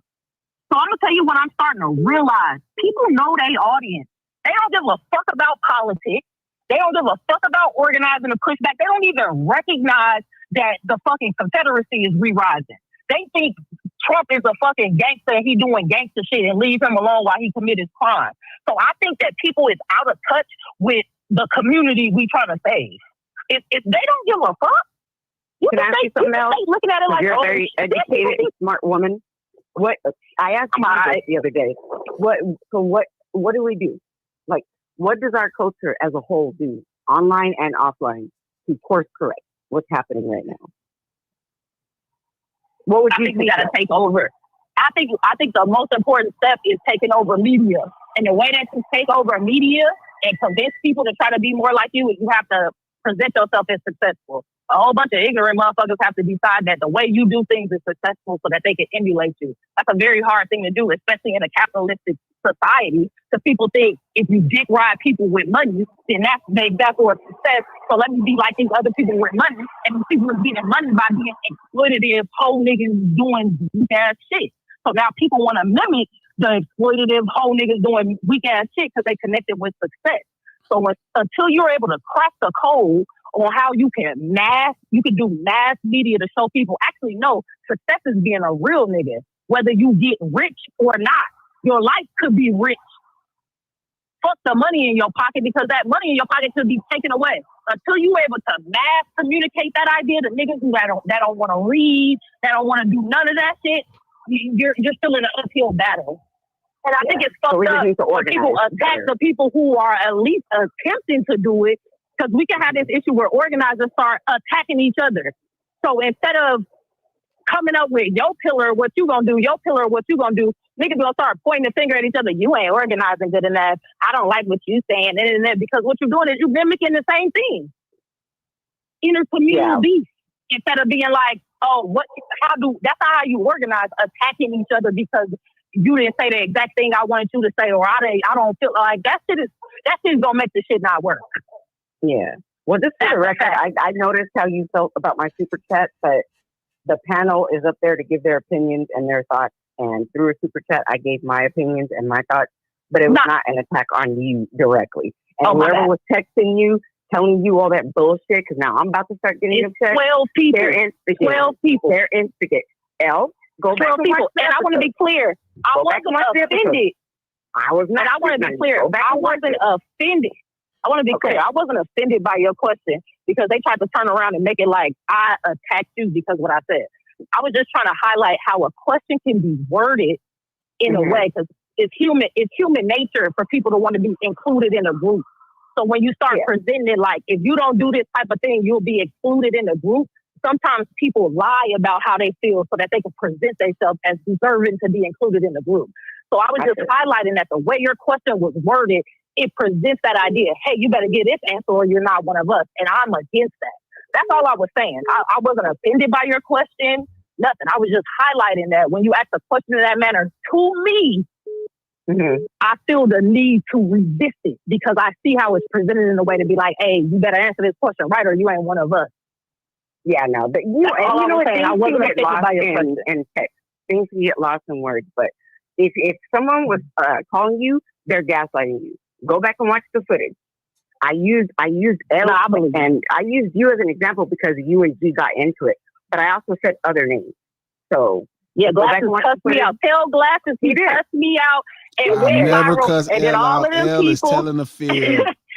You did. I've never all in of my them life people who cussed cussed L me out. out. L knows she is one of my favorite minds in the world. Don't let L lie to y'all. Glasses too. And I love y'all, man. I'm gonna see y'all. I'm talking to y'all later. I'm gonna link y'all up. They are telling a lie on us. That is crazy. Let me read this last super chat. Y'all done just lied on me and everything. Shout out to Chip Osorio. Thank you for the $10. Imagine how crazy it is for a dude raised in a Jewish home in Canada telling Kendrick from Compton that he has more credit than an American hood. The delusion is strong in that one. Shout out to Breezy. Thank you for the $2 lunch table salute. What up, Breeze? What up? For the $5. Drake is a real life actor. It seems like when people write all his rhymes, it's a movie script to him. He goes into character mode. That's probably true. Shout out to Fee O'Brien. Thank you for the $5. I bet you I give a fuck about Dot. We can actually squabble up about it. I love that. Shout out to Mythologic. Thank you for the $5. The division in the game is crazy right now. It actually reminds me of the classic movie School Days. The vibes in hip-hop right now are similar. Nah, it's just the people that want to be hip-hop. Hip-hop is the same. We all agree, but it's the people that really ain't hip-hop. No Ceilings Live, the lunch hour every Monday, Wednesday, and Friday right here, noon Pacific Standard Time, 3 p.m. if you're on the East Coast. Hopefully we got you through your lunch break. While you was feeding your stomach, we was trying to feed your mind that good soul food for thought. Make sure y'all like this before you get on. Retweet this link, Facebook, share this post, whatever. Check out the No Ceilings podcast, Conversations with Mac Wop. It's amazing. You would enjoy it. You can listen to the No Ceilings podcast on Apple Podcasts, iHeart Podcasts, and anywhere you get your podcast from.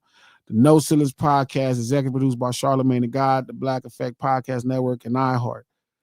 The reason I'm saying L is lying is L does care. L is in that moment mad because she feels like I'm going off. But really, I'm telling L my passion for what we're talking about. So again, but the reason I didn't step in is L is a really intelligent person, and Ms. Hum is intelligent. They will figure it out and work it out. They're not going to catfight and disrespect each other. That's not how L is. She's not that kind of person. Even when me and L talked about it after, we didn't talk about it like that. Like it was just like L know how passionate how I feel. Like she know how I feel about it. And there's places we align and there's places that we don't. You feel me? So at the end of the day, like, yeah, she do. Hell yeah, she do. L cares. L lie. When she says she don't give a fuck, L lie. That's a lie. And for y'all wanting me to break that up, no way I was getting involved in that. Black October, what up, dog? Last call. What's up, D? No way. What's Hey going man, on? I just called in to give my little 2 cents about I think like in real life, people that consume music, movies, stuff like that, it's like of course it's entertainment. So like in real life, people they use the music, they use entertainment to escape from their regular life. You know what I'm saying? They just trying to make ends meet. They gotta go to work every day and all this stuff. So once they cut off on whatever film, whatever music, it don't even matter no more to that person, to them people, because they just trying to escape reality. So they really don't care outside of that, because that's not, that ain't everybody's field. If people worked in the field, then they probably care more. But like people really just trying to get through what they got going on, and on the back end, they like, no, I don't think about Cuz when I'm not listening to Cuz. I don't think about Denzel. I'm not watching Equalizer. I'm not upset at nobody that consumes nobody's music. My issue is when you just don't accept simple facts.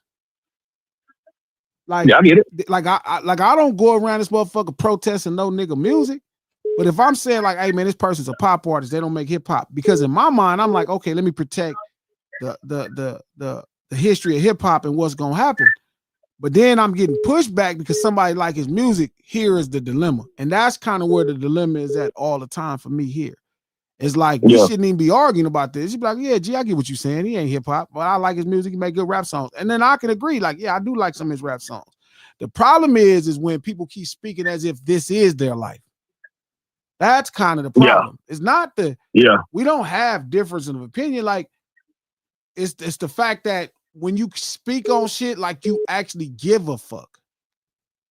Does that make sense? I get it. Yeah, absolutely. Yeah, so that to me is the only thing. I wouldn't, like I said, I never tried to convince y'all not to listen to the music or no nigga music. I'll be like, yeah, I ain't fucking with it. But it's also my life. That's what I tell niggas all the time. It's my life. This is my life. This is what I do every day for a living. This is my life. And like it saved my life. My obligation to it is different. My desire for it is different. It's completely different. You feel me? It's different. And that's what I'm saying for like the average consumer. That's it's not their life. So it's just a getaway. It's just a man. Okay, I need to.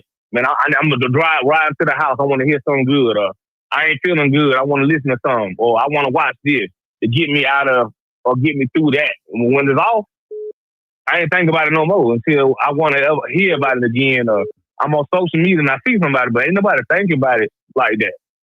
The average consumer. No, but I think that's the problem, right? The average consumer acting like they do. Yeah. That's the problem. So like when I'm talking to you, if you just listen to the music, then we shouldn't be having no conversation because it's just be the music. But the truth is, it's way more than music, as much as people don't understand that. And that's the thing with hip hop. It's way more than music. Mm-hmm. So it's a lot of hip hop attitudes coming into pop music. And we don't have this argument with fucking Adele or Backstreet Boys or NSYNC or fucking Madonna. It's only when you implement rapping into it, and then rapping is considered hip hop.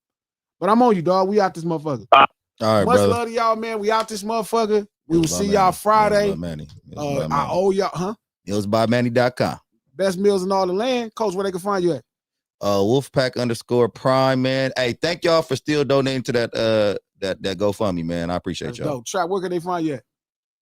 All Dreams Happen Different YouTube. Trap Brad Show on Twitter. That part right there, man. We'll see y'all Friday. We still owe y'all spaces, and we still owe y'all Sunday dinner. We'll catch back up, man. I'll see y'all in a minute. All right. Hey, Trap.